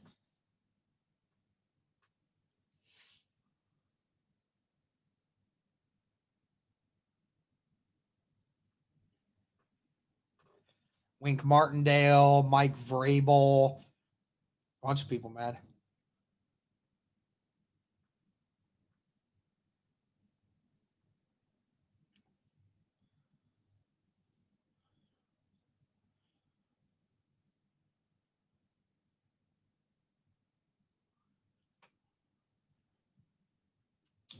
Let's see here. We got a bunch of questions.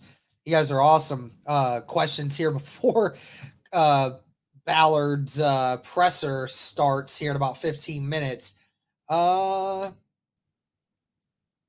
we spend the first 2 picks on cornerbacks? I think at least one of them would be.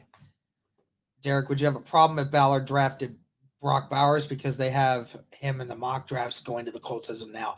No, I'm actually one of those people that are on the Brock Bowers hype train. I'd be totally down for it.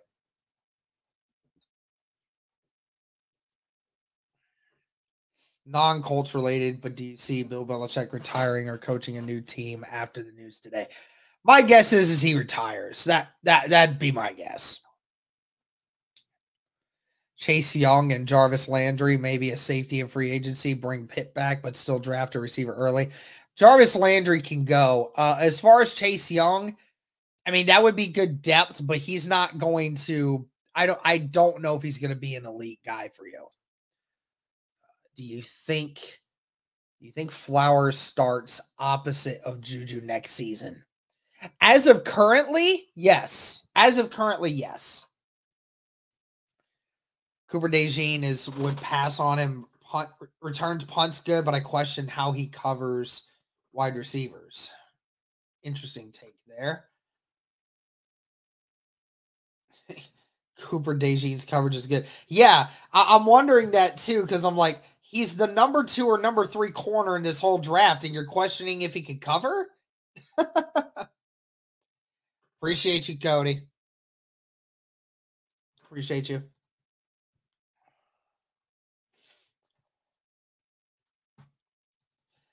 I think the problem that we're having here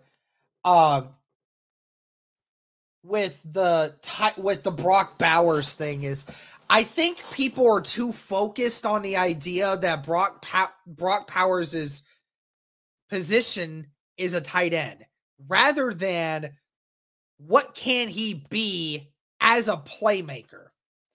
I don't think people quite realize just how good of a player Brock Bowers is. He is too big to be a wide receiver, but he's practically a wide receiver. He really is. So for people to insist that we shouldn't go for Bowers simply because we have too many tight ends, I don't think is accurate. I think it's misguided because Bowers you can do so many things with. Bowers is not simply a tight end that you line up on the line of scrimmage and try to run other routes with. Bowers is a guy you can line up on the outside, you can line up on the inside, you can line up off the line of scrimmage, and even line up in the backfield if you want to, because that's the kind of player he is. And so what if Brock Bowers is another tight end? Say you have Jelani Woods who comes back, and if you have Brock Bowers as your tight ends, a number 1 and number 2 dynamic duo as a tight end group, Woo! Talk about how amazing that would be. Amazing.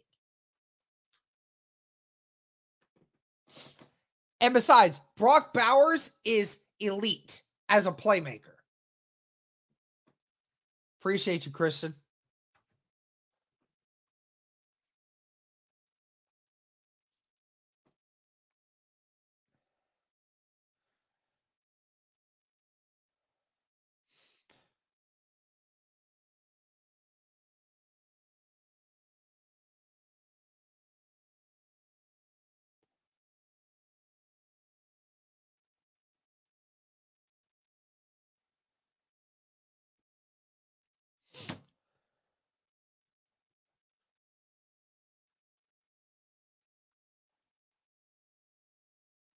I'm with you on that, Joshua.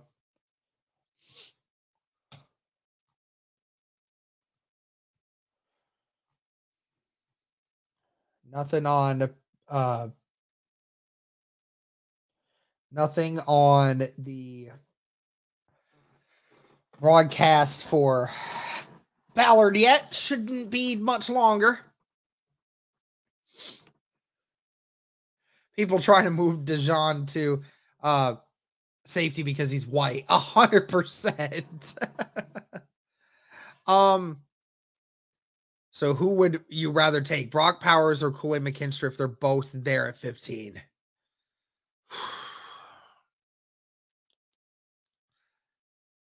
Probably Brock Bowers. Probably Brock Bowers. But I would not be upset with either one of those. Odunzen or Malik are my dreams, but I doubt they're there at 15.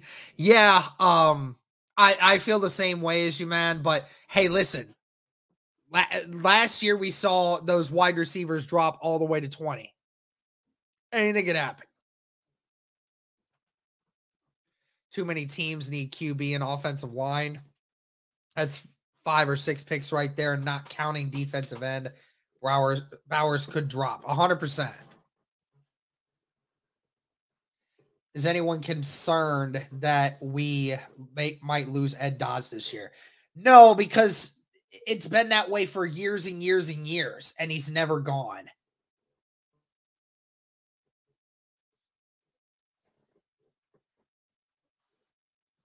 I'm with you there, MD. I'm with you there. Can we sign you, Derek, as our water boy? Bro, I would love that. I'd be taking that shit way too serious, too. I'd be studying scientific stuff on how to make sure the water is at premium pure condition and all this other stuff, man. I would 100%. And then I just go out there like Adam Sandler and just blitz the quarterback just out of nowhere. Bro, that would be funny.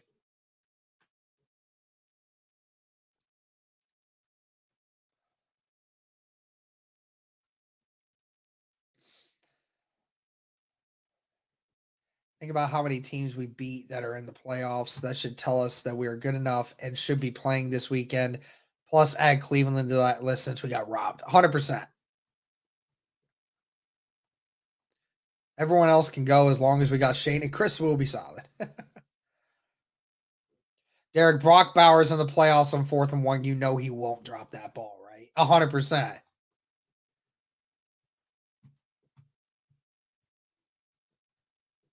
That's high quality H2O.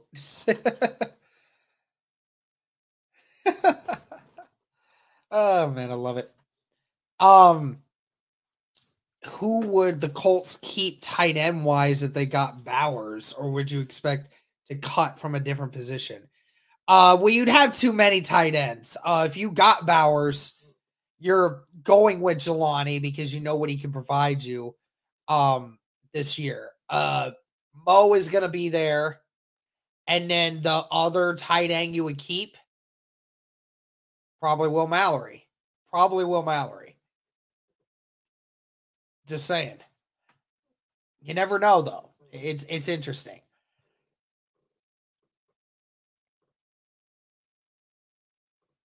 You're 100% going to be a center at that point, Joshua, man. I'm sorry, dude. Again, shout out to the 310 people who are in here, guys. Thank you so much for tuning in. Be sure to like the stream if you haven't already, guys. Helps to get out to more people.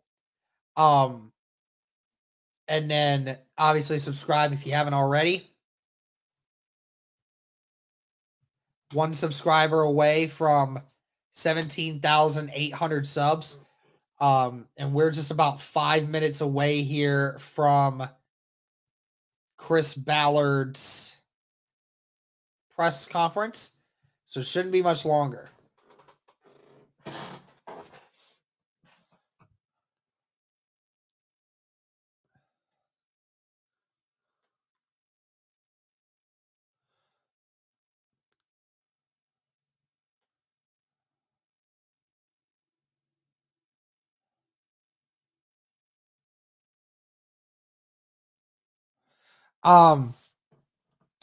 Extra rice, please.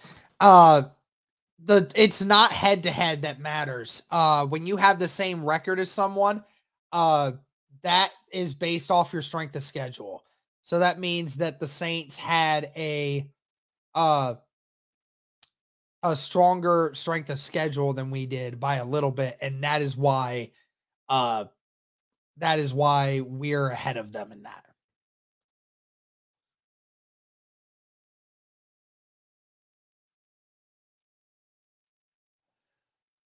I mean, I find that so weird that people keep saying Jelani is always injured. Like, he's been injured 1 year. I don't understand where that comes from. You think they'd cut Granson? I would think so. Yeah, I would think so. I mean, Mo is under contract. He's gonna be back. Derek, what are you looking forward to in this? Trying to see if there's any kind of hints that they may look to try and get at with who they may be looking at. Cody saying, nah, Mo is gone before Granson. I don't know. Maybe.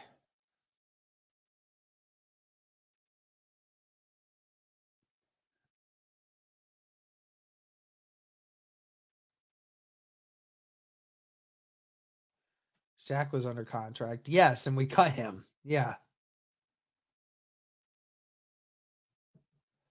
But we cut Shaq just simply due to the fact that he wasn't producing. I mean, we know something about Ballard, man. I do not like Keon Coleman. I don't like Keon Coleman. I'll be completely honest with you. I do not want him on the team. I think he could do better with the wide receiver choices. Less than 5 minutes here, guys, until Ballard goes live. Refreshing every 15 seconds.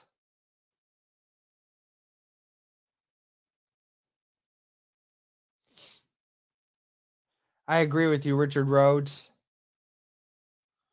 I'd be fine with Gerard Verse if the Colts thought that he was the next great edge guy.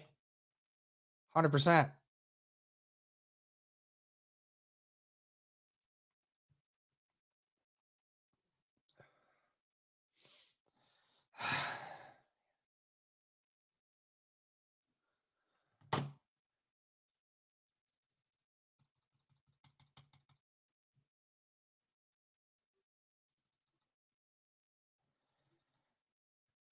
Trade Quiddy. I'd be fine with it.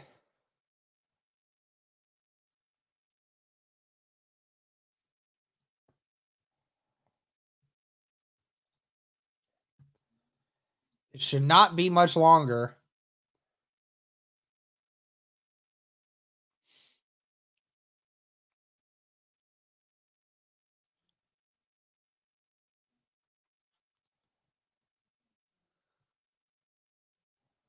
Xavier Legette. Oh, I'll have to look at that name because I've heard that name a lot.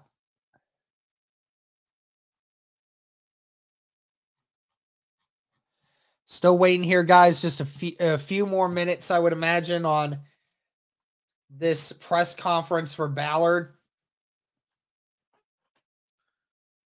Shout out to the 350 people watching at this very moment.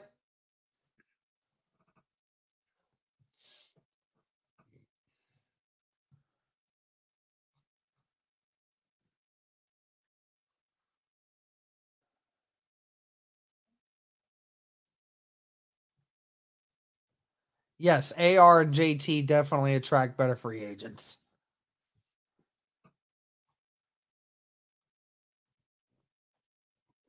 When it's Ballard's press conference, should be any second. Should be any second. And then I will have it here live for you guys.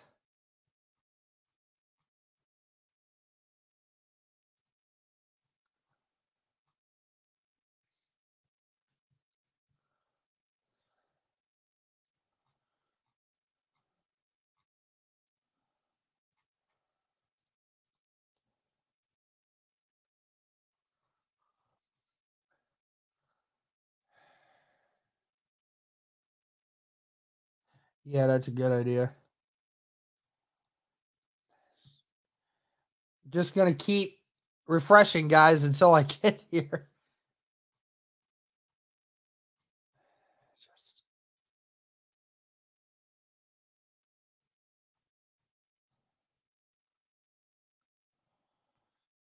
Nate Wiggins is a dog.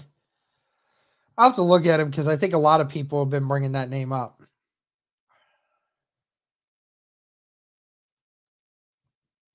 It's on Colts.com.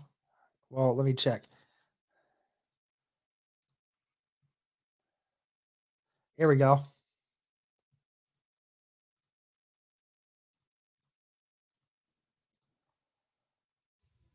Here we go.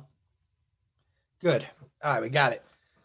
All right, guys, looks like we are just waiting here for Ballard to come in. They have it up on Colts.com. But shout out to the 400 people in here watching right now. Appreciate it, guys. Thank you for those that have stuck around through in between the press conferences, and to those that are just joining, thank you very much. Be sure to like, be sure to comment, be sure to subscribe, all that great stuff, guys. Thank you. Should be just a moment here until Quinn Ewers recommits. I did hear that.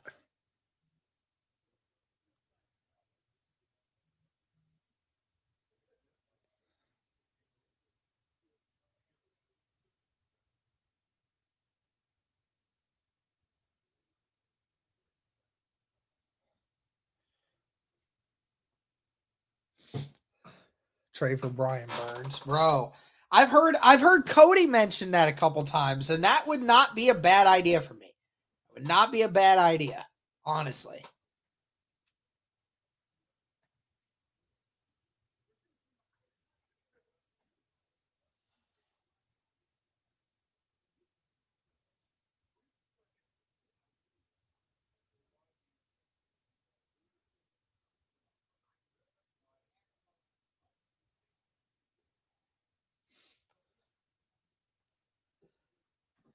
What's our salary cap room looking like? We should have like 70. We should have like 73 million or something. Might even be higher than that. How do y'all feel about Cooper DeJean? I like Cooper. I wonder about everybody else in here.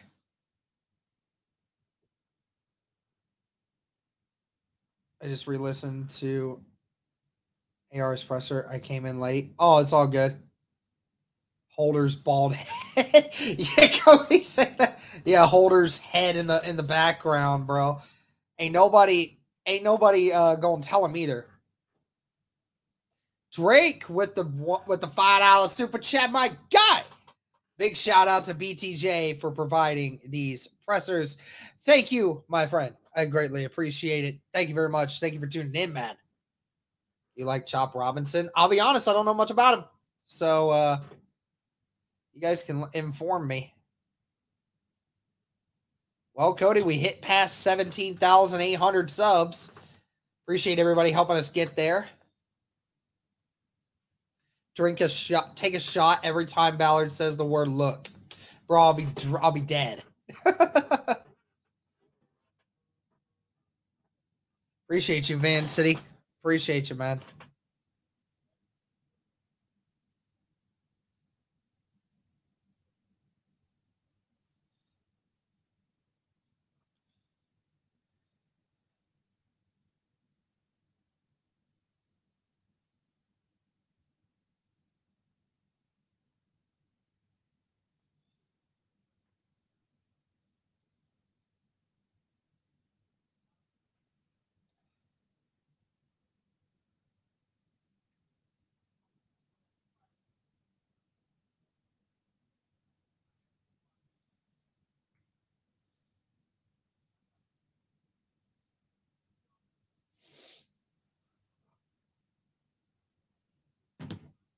Just joined late. What have I missed? Nothing yet. Just we've already done the Anthony Richardson presser. Just waiting to get this one underway. I love them picks. It's coming. Yeah. Ballard always late. That's right. Cam Newton to back up AR. Nah, man. This sucks, and I like our guys at least 7 times. Do a video on top 5 players you want the Colts to draft. Okay.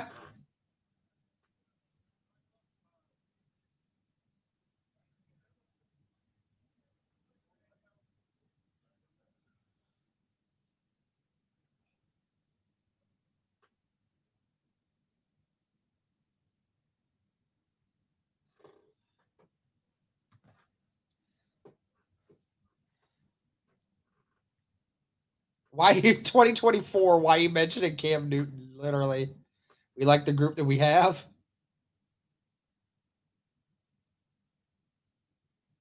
Hard to win in the NFL. Gus fires Bradley live. Who do you think has a better career, Bowers or Harrison? That would be close, but I think Bowers would have a better one to start. It just depends. You think we could get neighbors? I highly doubt it. Look, at least 20 times. We'll have a video on top positions of need dropping tomorrow at noon Eastern time. Yeah, make sure you all check in for that one. Again, shout out to the 450 people watching right now. Be sure to like the stream, guys. Be sure to comment. Be sure to subscribe. All that great stuff. We greatly appreciate y'all.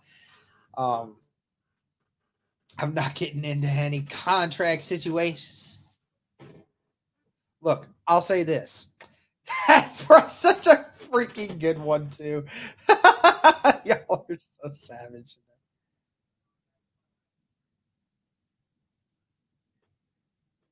Bro, you know Holder is having a real hard conversation right now with somebody in there. Does Peyton actually hate Indy? No, he does not actually hate Indy.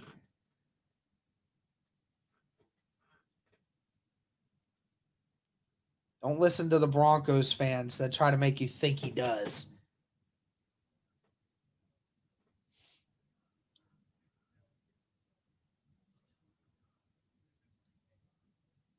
Holder. We've got work to do. Look, y'all know me by now.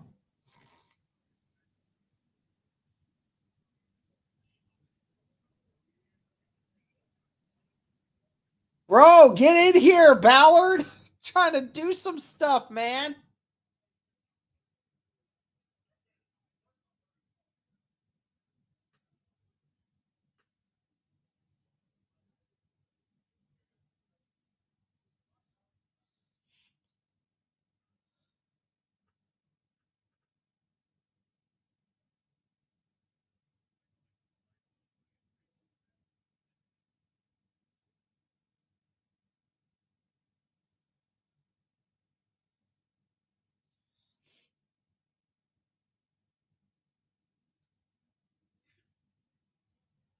Notification said he's live. Oh, here we go. We got it, guys.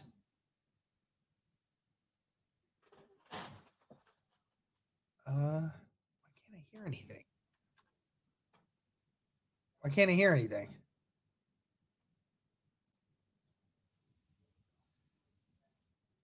Keep. Hold on a second, guys.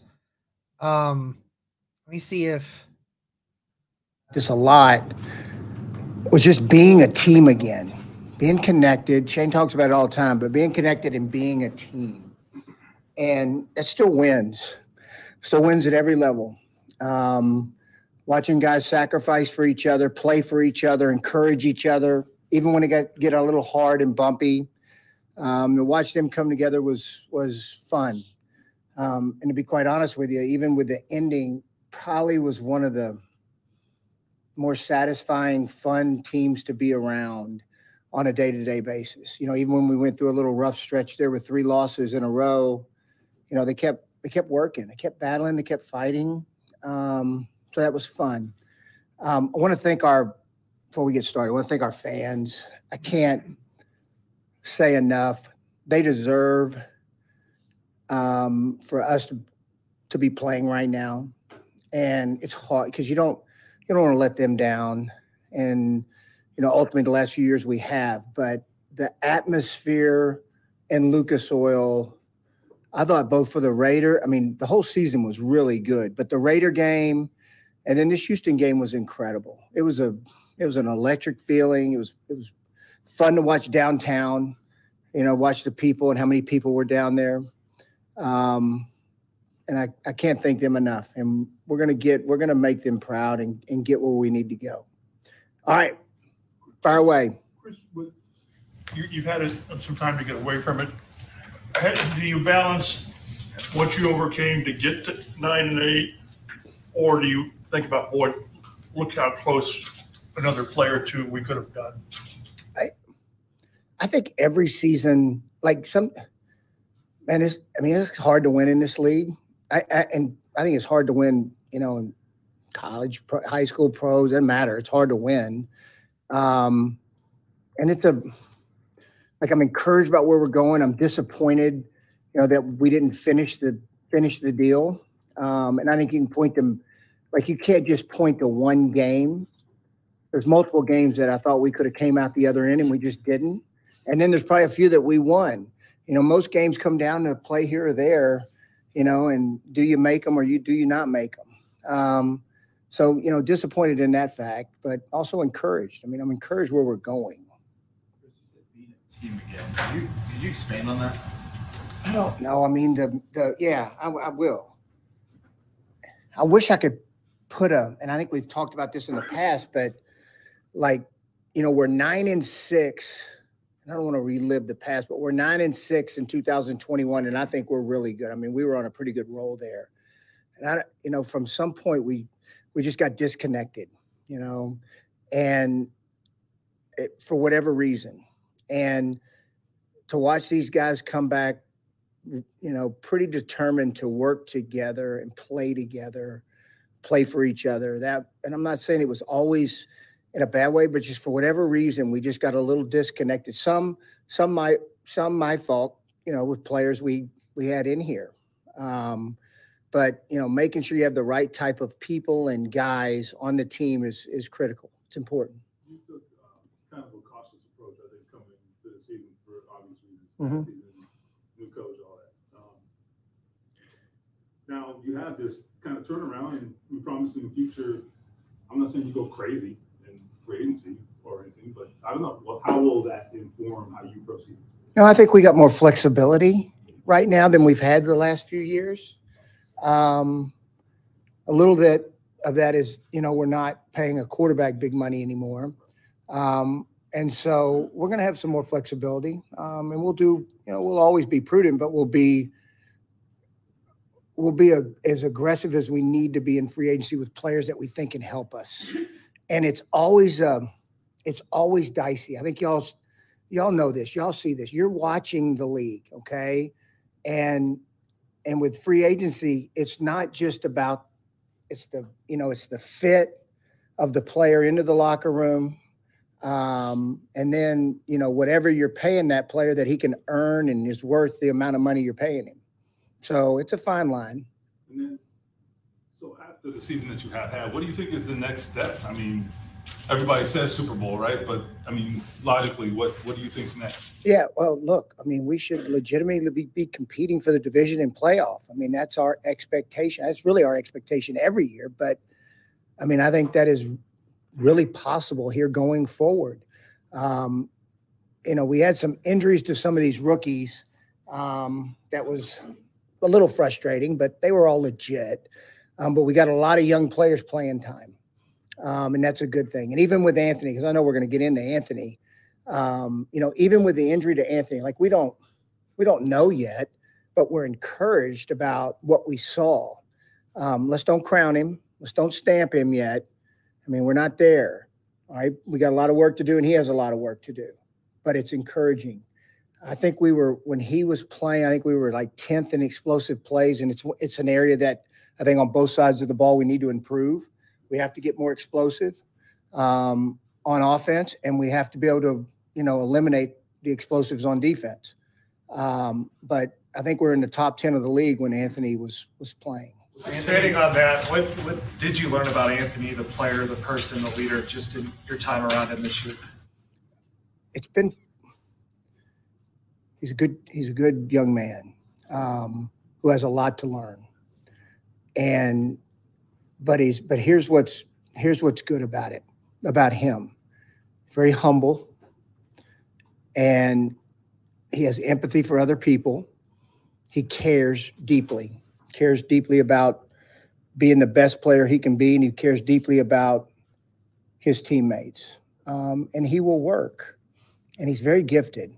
I'm going to tell you one of the things that really surprised me of Anthony, because I was concerned about it. But this guy's a passer.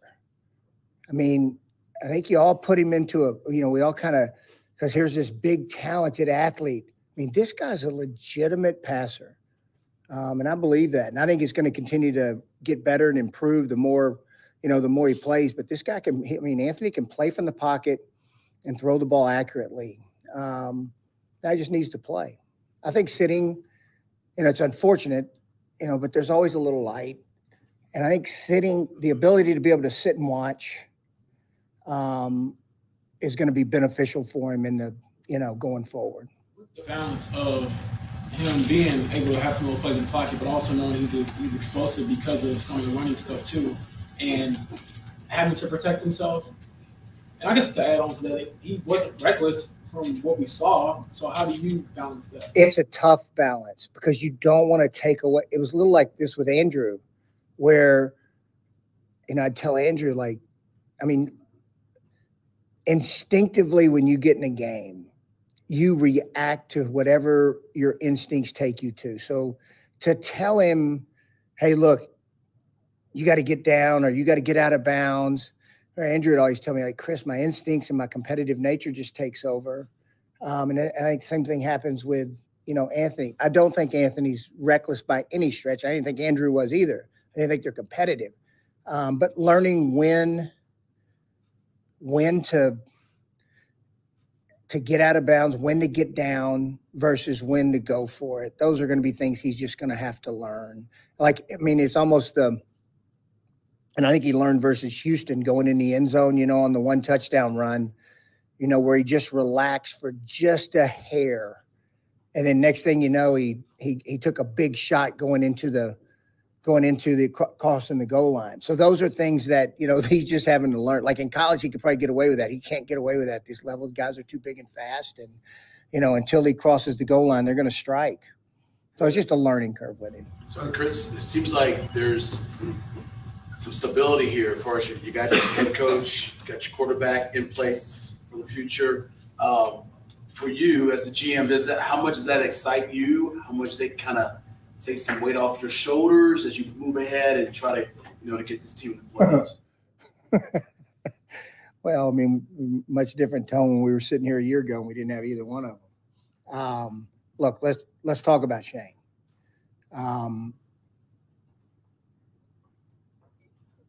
Dialed in, always dialed in. All ball. I think I've told y'all this numerous times, but let me tell you what's even more to me with him, what's more impressive, like there's never a lack of confidence or seed of doubt in his mind in what he's doing. And he sees the big picture. You know, this is not just a offensive coordinator that became a head coach who calls plays. No, he sees it all. And that's an impressive thing. Even after games, we go in and we're both emotional, but he's always got such great recall about what happened in all three phases and what we need to fix. He's a tremendous problem solver, which I think is an important skill set for anybody in leadership positions to have. He's a tremendous problem solver. And he's extremely demanding, not only of players, but also of staff, of all of us. I mean, he's going to press because he wants to win. He understands, you know, what needs to be done, you know, what needs to happen to win.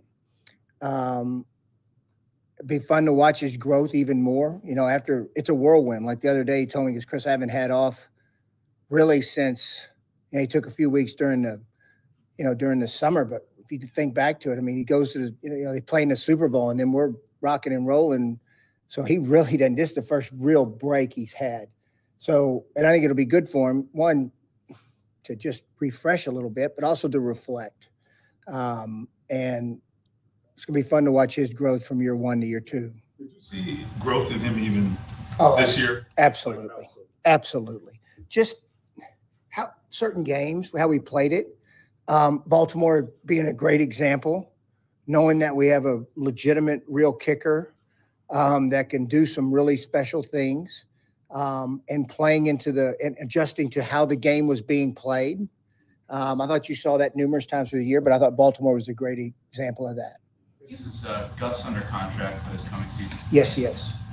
28th in points allowed each of the last 2 years. What do you point to? Yeah, no, I mean, look, I know that's been a hot topic for everybody. And look, it's an area we have to improve. But look, in a little bit of defense, you know, the year before he comes in and, you know, we kind of had I don't want to say a veteran team, but we had some veteran players. And then I just said, look, we're going to go young in some spots. And we went young in the secondary. And look, there's some rough moments at times in the secondary. And I don't completely put that on them. I put that more on me. But, you know, how do you ever develop any continuity especially with your own guys, if you don't just play them? So I decided to go young. We took our lumps at times, but I think it's going to pay off down the line for them. I think we had 5 or 6 new starters on defense. We did do some good things now. It's not like it was all bad. The points do got to come down. We'll continue to have long discussions about, you know, where we're going and how we'll get that done. But saying that, we had new starters on defense. We did do some good things too. You know, we got after the passer pretty good. I think it's got to be a little better, but 51 sacks, pretty good. Took the ball away. We need to be a little better there in that area. And we've got to take away the explosives. But I would expect to see us take another jump here this year on defense. You expect him back? What's that? You expect him back, I assume. Who's that? Us. Yeah. Yes. Coverage is kind of halfway through, not entirely, but you can play a little bit more. Does that suggest that, like, in terms of playing zone and blitzing more, that if he's got the guys in the secondary, you think he'll probably do a little bit more of that? I think and that's part of our discussions, you know, that we've been having about, you know, what's the best thing. I mean, look, football's at the end of the day, whatever you play, man, zone, blitz, like everybody, you know, you do one thing to an extreme and everybody wants the other extreme. At the end, you know, at the end of the day, what comes to, like, who blocks, who tackles, who's fundamentally sound, that still wins in our league. No matter what you play. Like, whatever the coverages are. I mean, everybody's got I almost dropped an F-bomb. Everybody's got an answer on coverage. And they ain't, again, they ain't calling it. So we'll work through it. We'll continue to grow, and I think we'll take another step. Talking more about the youth in the secondary, you also mentioned rookies and injuries. He battled some since coming in April. And so just kind of talk about what you saw from him when he was able to be on the field and some of the big plays he was able to make. Yeah, it's funny because I had this talk with him the other day. So you got Jones who really doesn't miss anything from OTAs, camp, and you just watch him continue to excel. I mean, he had some up and down moments, but I mean, I thought he played really well for the most part. And then Juju, who really didn't get much camp time because of he had the wrist coming out, then he had a nagging hamstring. And then we finally get him in the game and he pops the ball out, which I think really turned the Baltimore game around, popping a ball out. And then he gets another little hamstring injury, a couple more. So that's something that, availability and being able to be available each and every day to practice. I mean, I don't ever want to the only way you get better is by practicing and playing. Like, you don't get better we've gotten into a world where we back everything off. Like, practice doesn't matter. And you got to practice. Like, you have to practice. And it's not easy. It's not hard. It's a freaking hard physical game. It is. And look, I believe in sports science and I'm into all that. But at the end of the day, you got to practice. So at the end of the day with Juju, he's very talented. He cares deeply. We think he is going to really be an excellent player. But he's got to be healthy and he's got to practice. That's how you get better. He's a great kid and he cares. And when he played well. I know the other night, but those guys are on scholarship too. I mean, sometimes, I know everybody wants you to be perfect, but they get paid too. And then, I'm sorry to interrupt. And then just kind of looking at the draft class as a whole, I'm sure early on you expect to see Anthony, maybe Juju, but there were a lot of guys later round picks such as a Josh Downs or a Blake Freeland or Jalen Jones to play. Just overall, just with the production from the rookies this year, how would you just evaluate their performance? Yeah, pretty good. I thought we got really good play out of Jones, especially being a 7. I give Anthony, our scout in the Southwest, all the credit for Jones, all of it. He gets all of it. He pressed. He kept bugging me about it. And finally, I looked at him and said, I'm taking him. And if he stinks, it's on you. I'll take the blame for it, but it's on you. And if he's great, you get all the credit. He gets all the credit. Because I think the kid's going to be a really good football player for us. Anthony's injury, unfortunate. Juju dinged up all year. Josh Downs was really good. I think we see the upside of what he can be. And I think you're just going to see him take off even more. I thought Mallory, again, he's another one that's got to stay healthy. But when healthy, he's a real threat as a receiving tight end. He is. He's fast. He's a good athlete. He can run. And he's really good after the catch. So those are good things. One of the Scott, we were really excited about Scott. He tears his ACL during OTAs. Let me tell you about him. He did not miss one day of practice. I don't know if I've ever been around a kid that just every day in the same spot, paying attention, dialing in mentally every single day from training camp to the end of the year. The kid didn't miss a day. So getting him back, will be good for our back. And he's smart. He's athletic. We really like what we saw, the limited time we had him. How did you see Blake Freeland hold up? How did you see Blake? I'm ready here. Blake got it's a little like Raymond last year where he got fired into, he got put in the fire, and he's got to get stronger. He knows it, but let me tell you what he didn't do. There never was and there was a couple games. Look, he had tough duty. Oh, shoot. I don't care who the tackle is when you're lining up against Myles Garrett. That's not an easy it doesn't matter. But there never was the look of doubt or despair in his eye. And that's an encouraging thing. He will get better, and he will continue to grow, and it'll be fun to watch him, this offseason. I know you love Pitt. Yep. But there's also the business component. Yep. What can you say about that front, that you feel comfortable saying? Care deeply about him. And him and I we have a really good relationship. It's an honest one, almost too honest, I think sometimes. But that's what I love about him. Guy's competitive. He's tough. He cares. He wants to win. Look, we're going to work to get him back. We'll work through that. I know we're going to have a few free agents you're all going to want to talk about, and I'm probably going to give you the same answer. Would like to have them all back, but it didn't work that way. You know, it's just the nature of what we do. But, you know, Pitt's a good football player for us, and you know, hopefully he still remains a Colt. Chris, last year you kept the same 5 offensive linemen that started toward the back half of the year. What did you see out of that group, and specifically with Tony Soprano Jr. kind of bringing that group together? Yeah, I mean, I think I said this last year where as we were, you know, sometimes you get blinded by, you know, the wins and losses and you're not really paying attention. But I thought that group played better the back half of the year last year.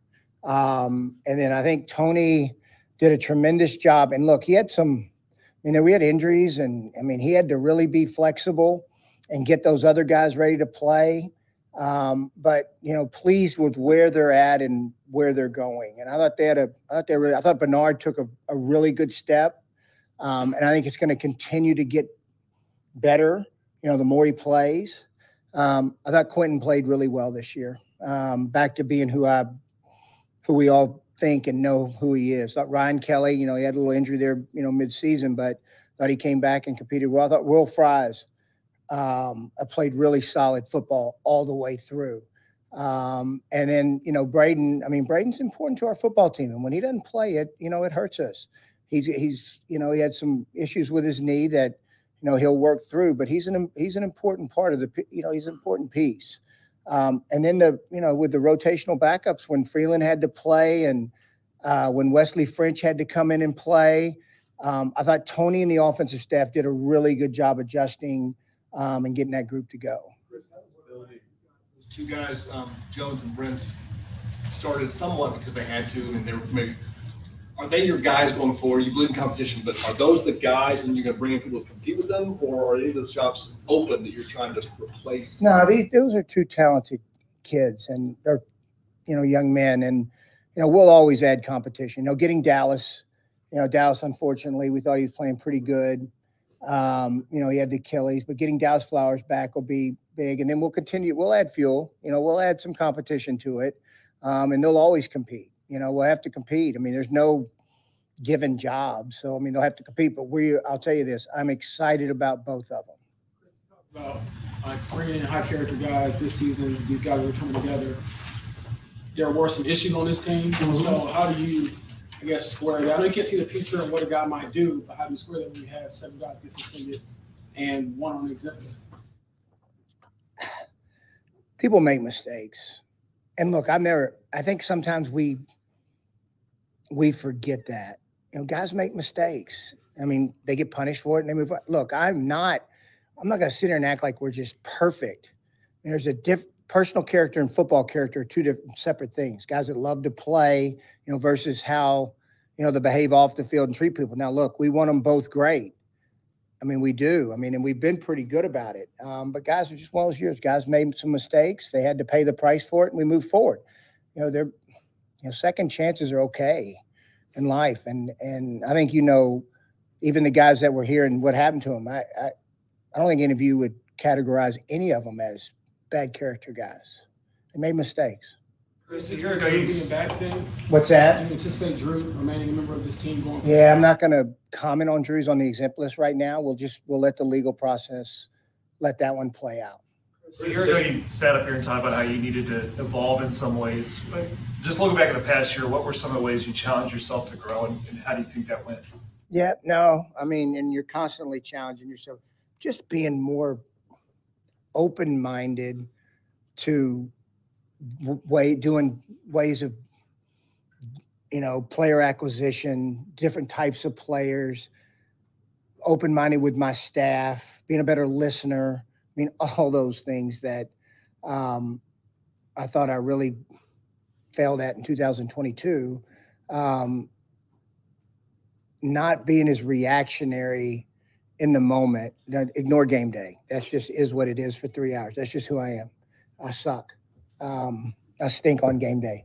But after that's over, being able to make, like, I'm obsessed with decision making right now. And that's one of the things I really thought about. Like, because we all have these biases, everybody, being aware of what your biases are when you're making decisions. And I think I said it last year, was the start of it. But don't ever start with an end in mind, okay? Because that's what we do.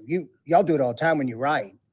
I mean, it's a natural. I mean, we all do it. You start with an end in mind, and really keep it an open mind and let things play out. I really believe helps make better decisions in the long run. Chris, how does building with a rookie contract quarterback change things for you, if at all? No, I mean, it opens the world up a little bit more, financially, which is a good thing here going forward. Has Shane influenced your roster building approach at all? We agree I mean, of course, like if a golden nugget sits in our face, of course we're going to do it. But, we both agree that the fronts are important, and how to build it. And, those will always be priorities for both of us.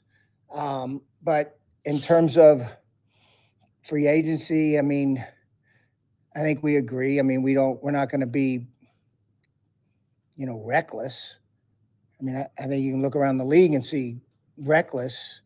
We're not going to be, we'll be smart. And if an opportunity presents itself to get a difference maker, we'll do it. But it's got to, usually those different I mean, if you just look across the league, how many of them actually hit the market? Think about, I mean, I know y'all all write about it and say you got to get, but how many of them actually hit the market? There's a reason. Usually they're hitting the market. You talked about becoming more explosive offensively and surrounding Anthony with more weapons. What do you see in the draft and free agency, the kinds of players that can help in that? Well, I mean, we're going through it right now. We haven't started. I've got a pretty good handle on the draft, and we do think it's going to be pretty good. Some explosive guys, and then working through free agency right now.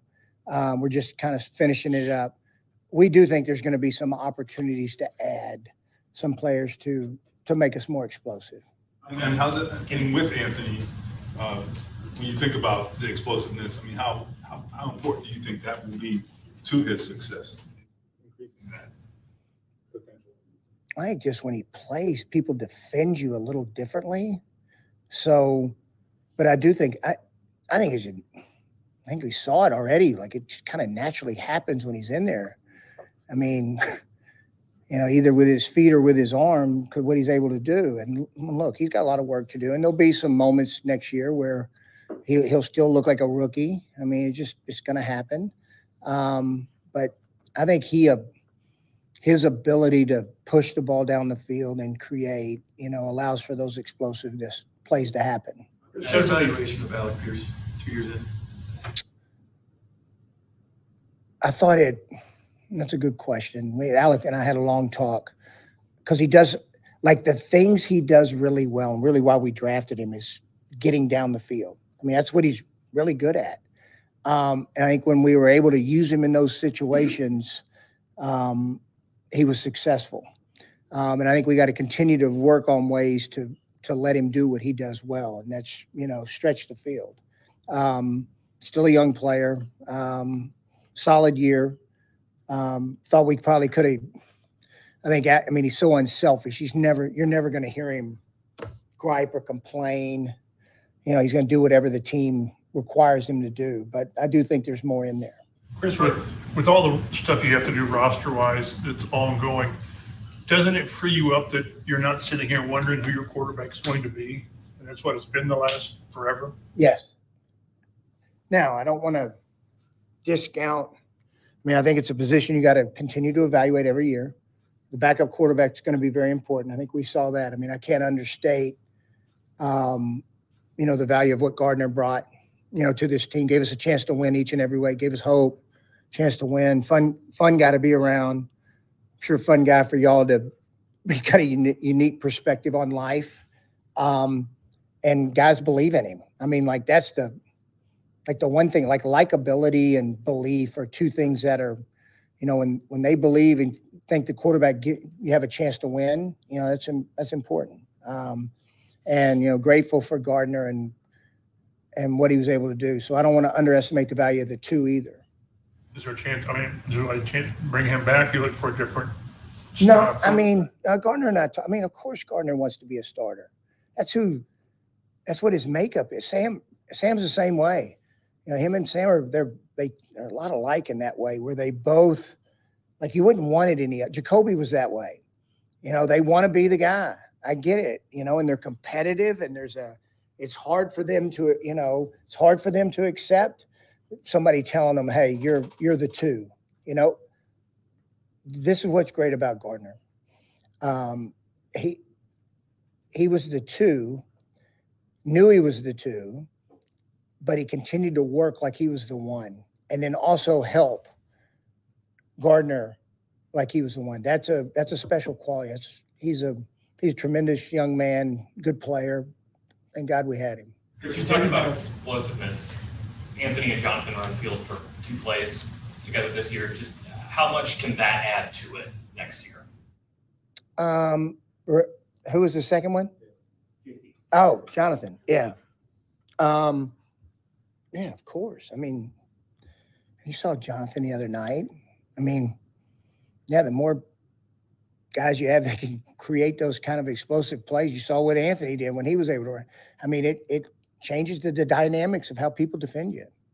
With Jonathan, what in your eyes changed from kind of the last time we sat here to getting the extension done? I think calmer heads, him getting healthy. Like, he was hurt. Like, I still don't understand. Guy was hurt. He was hurt.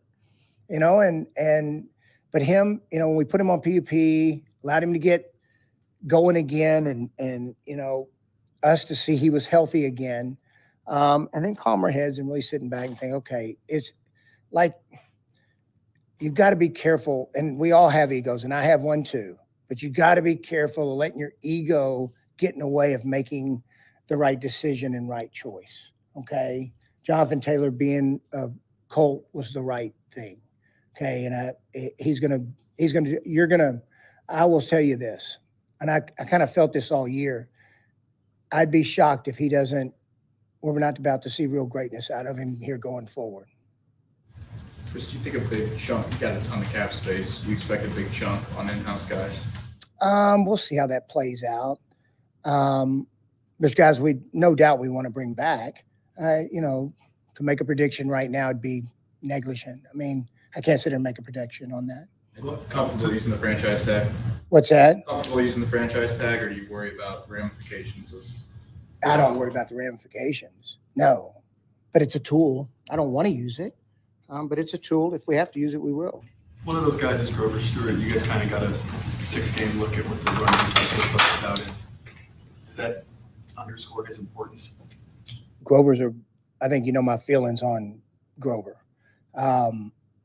It's my first year here. He's one of our first draft, picks, and he's done nothing but be a great Colt, a great teammate, everything you want. So yeah, Grover's a guy we'd like to have back. Chris, what is the relationship like with Shane from like a human standpoint? I know we always say he's all ball, and we joke that he's like a robot or something, but when you see him coaching, how do you see him coach from like the human aspect as well as, obviously being great at play calling? I think any good coach, they're able to connect on both levels. Like I think what you're seeing today, I don't want to understate the ability of coaches to change lives, because they do at every level. Like, they impact players' lives. Go ask the guys that have played for Coach Belichick, Pete Carroll, and some of these legends.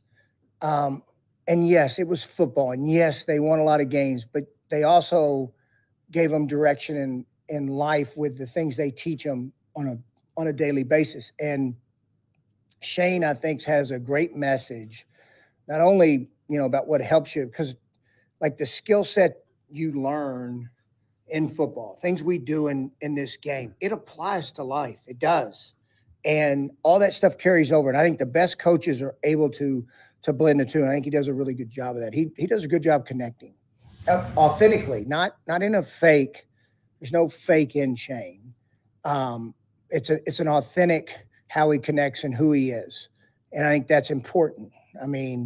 Like, players can smell bullshit a mile away. They just can. And you can't bullshit them. Excuse my language. They can't BS them. An example of that is the fourth down call, going to Tyler Goodson. If it works, everyone's saying it's the greatest play. It didn't work. It's the worst play, but just the empowerment of a guy like that and believing truly in every guy on the team. Yeah, I mean, look, we just didn't execute. You know, everybody's beating Tyler up, but he wasn't. I mean, Gardner will tell you it wasn't his best throw either. Like, I mean, we just didn't execute the play. But that game didn't come down to that one play. We're all going to point to that one play. It didn't come down to that one play. We spotted them 7 right away. I mean, there was a lot of plays in that game. Freaking Stroud made some freaking incredible plays in that game. So not the one play. And Shea's not, we're a lot of, like he's not going to blame others for, and he's going to depend on who we have on the roster to make plays. I didn't hear anybody bitching about Goodson against Pittsburgh. I think he caught the same ball on the same exact play down the sideline. It was a better ball. I didn't hear anybody bitching in that game. Happened. We didn't execute. Chris, how do you look at Quiddy Pay 3 years in? So good, better. I mean, excellent versus the run. I think he had his high sack total this year. You know, he's got some stuff he's got to work on rushing the passer, but good. He's a good football player. I thought our front played really well. I thought our D-line played pretty good football. His fifth-year option? Oh, come on now. You know I'm not going to answer that.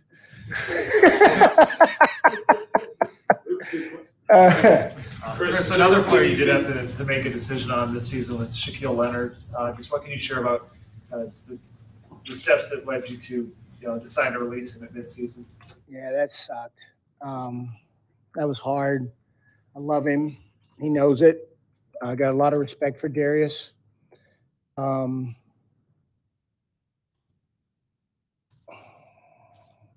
Yeah, I envisioned Darius for the injury. I mean, and it just shows you how hard it is to become a Hall of Fame player, but he was on that track.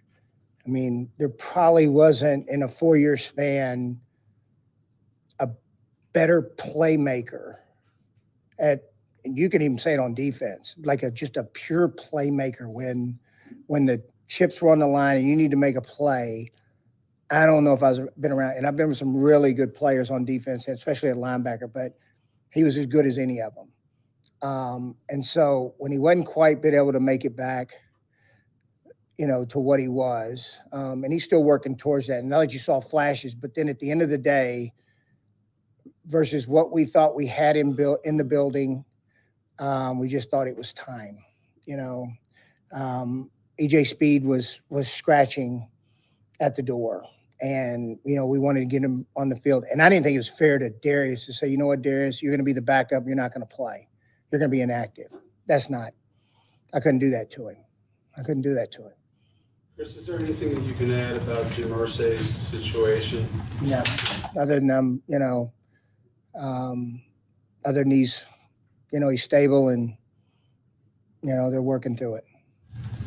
Chris, I know you mentioned explosive plays. Where else do you see areas to improve either side of the ball? I think I think always fundamentally, I thought we got a little, the game and at the end of the Houston, there's a couple, we get the sack and then it's 2nd and 20 and we play zone coverage. We miss a tackle. Next thing you know, it's 3rd and 4.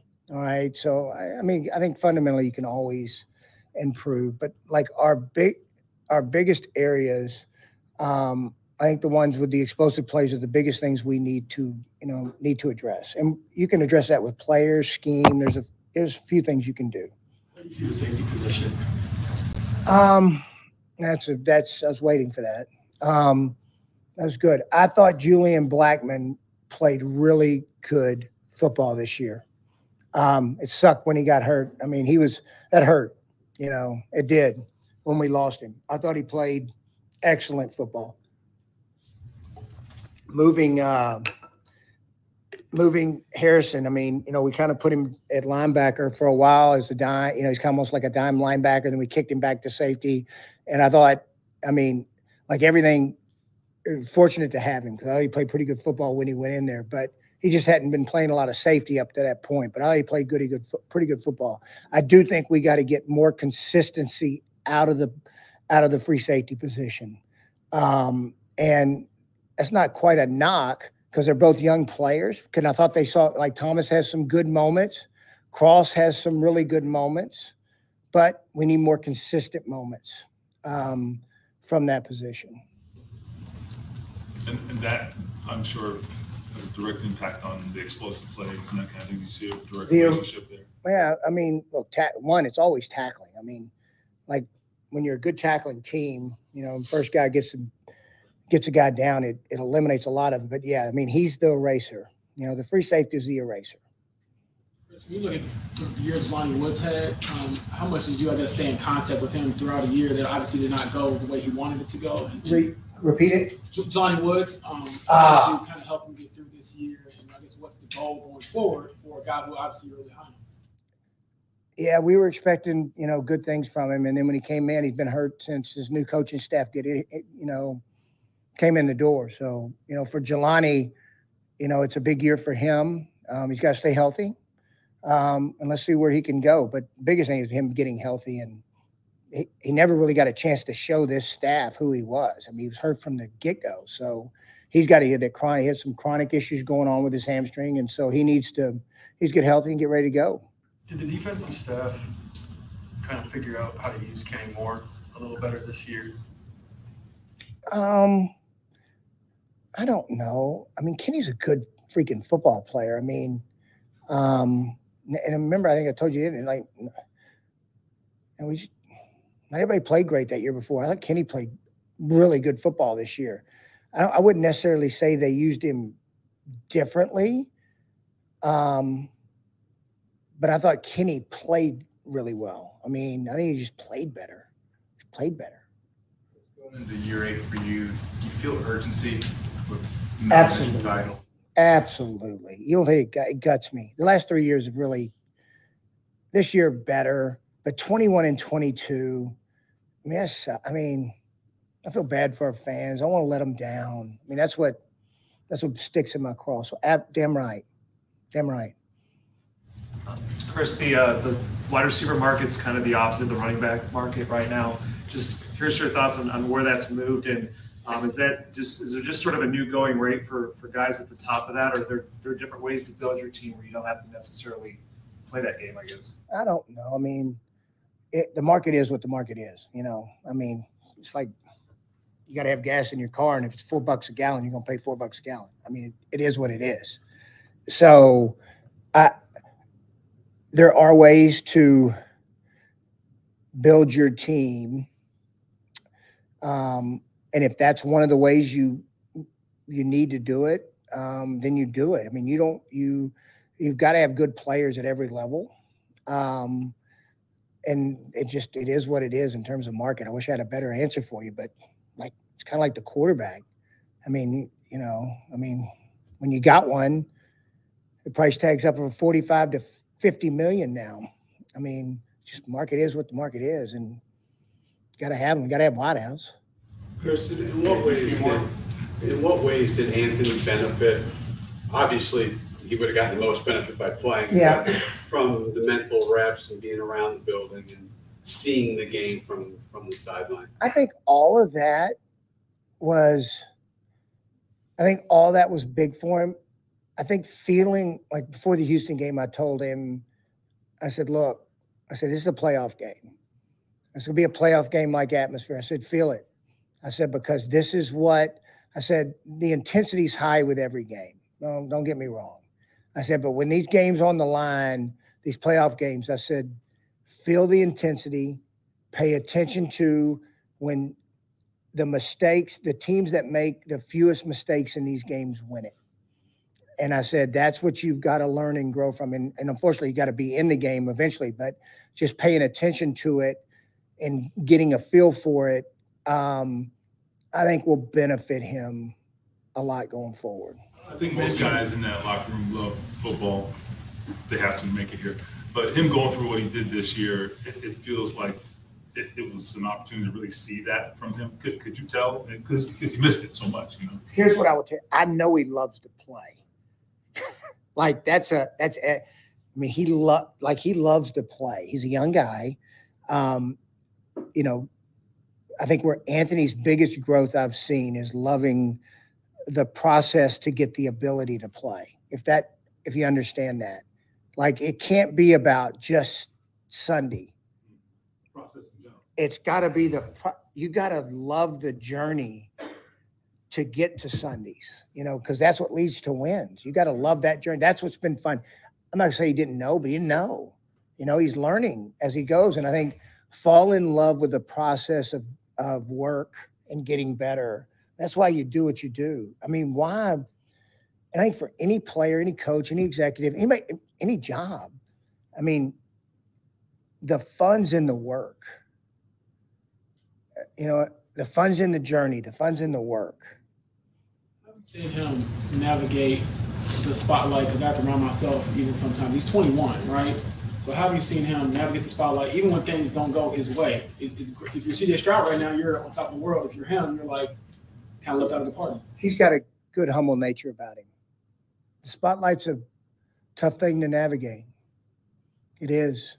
And I've always said, they're going to write a lot of great things about you that probably aren't true, and they're going to write a bunch of shit about you that ain't true. It's usually somewhere in the middle.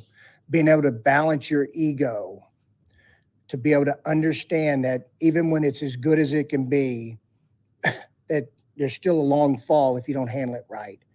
And then also when it gets really hard, knowing it's not the end of the world. He's got a great way about him. He got a really good, humble spirit, which I appreciate. There's never been a point where I thought, man, sometimes this happens, but you don't have any arrogance about him. A lot similar to Andrew in that way. Andrew was that way. Andrew, remember I used to tell y'all, Andrew wanted to be one of the 53.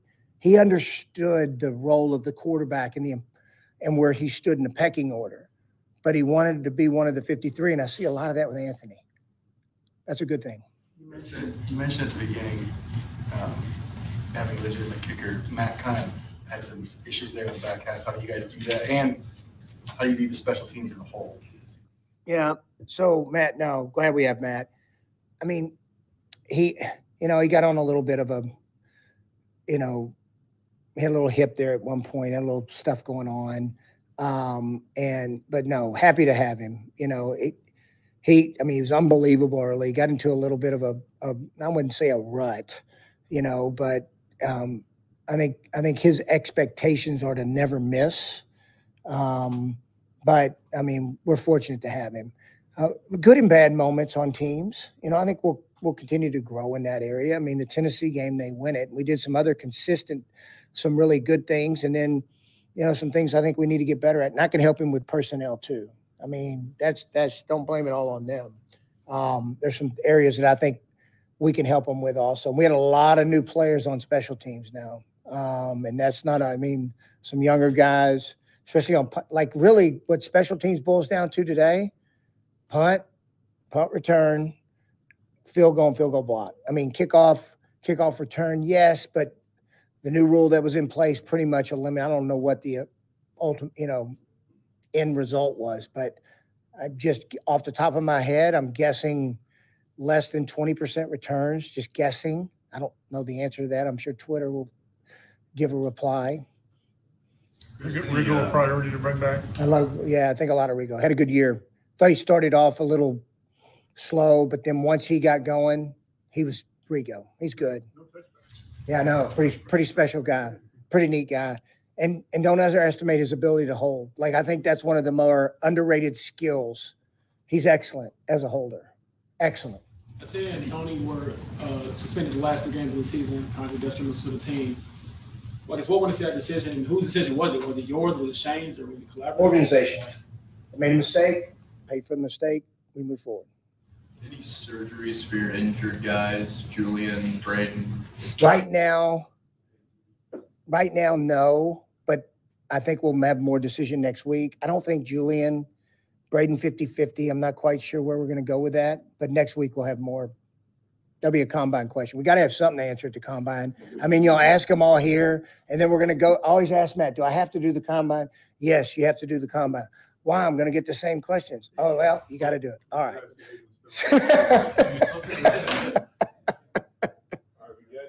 Is that it? Now, hold on now. Are you sure?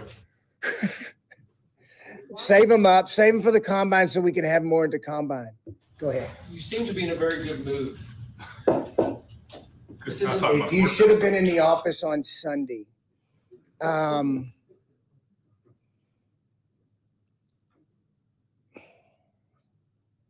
was the only one in here. Everybody, I mean, just because we told everybody to get out. And look, I hate losing. Tired of it. I'm tired of not being in the playoffs. That's on me. But I'm encouraged about where we're going, and I'm confident about where we're going. I didn't mean that way. I know. I did not mean it that way. But now you just struck a nerve.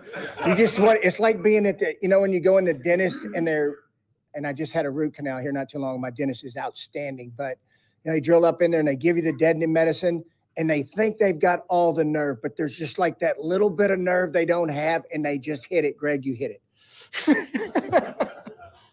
All right. Thank y'all. Appreciate y'all. I held it to the end. Well, I will say I apologize to our family-friendly audience in here that are upset about the F-bomb. In retrospect, he had a couple of bad words already being said. But that's it, guys. That was the Chris Ballard presser. Couple quick things to mention here real quick before we head out, and we'll have more on this later on in the day, I'm sure. Outside of, obviously he seemed very adamant on a lot of things. He talked about how he's encouraged by Anthony Richardson, and it feels like a completely different vibe from Chris Ballard from the presser last year to where we are now. Last year was very visibly upset, very upset with how the season ended, hated having to have these conversations with people, because of the way the team did not have success. And this year, knowing you were this close to making the playoffs and defying the expectations that were placed on your team was definitely, it definitely provides a bigger outlook. And I think that going into this offseason, Ballard feels like he has a newfound freedom in a way to open some things up and feel like as if they're heading in the right direction now. But that's going to do it for this one, guys. Hey, listen, before everybody leaves, please, if you haven't subscribed already, please subscribe to the channel. We are so close to 18,000 subscribers on YouTube. I would highly encourage you subscribe if you want to see more content like this. Please subscribe. Be sure to like the stream as well. It helps it get out to more people. Had 700 people in here for that Chris Ballard stream presser. Greatly appreciate all of you tuning in. Hopefully you all enjoyed today. Like I said, we will be having a lot more content coming out about this, about other videos, all of that stuff. But that's going to do it for this one, guys. Thank you so much for tuning in. And as always,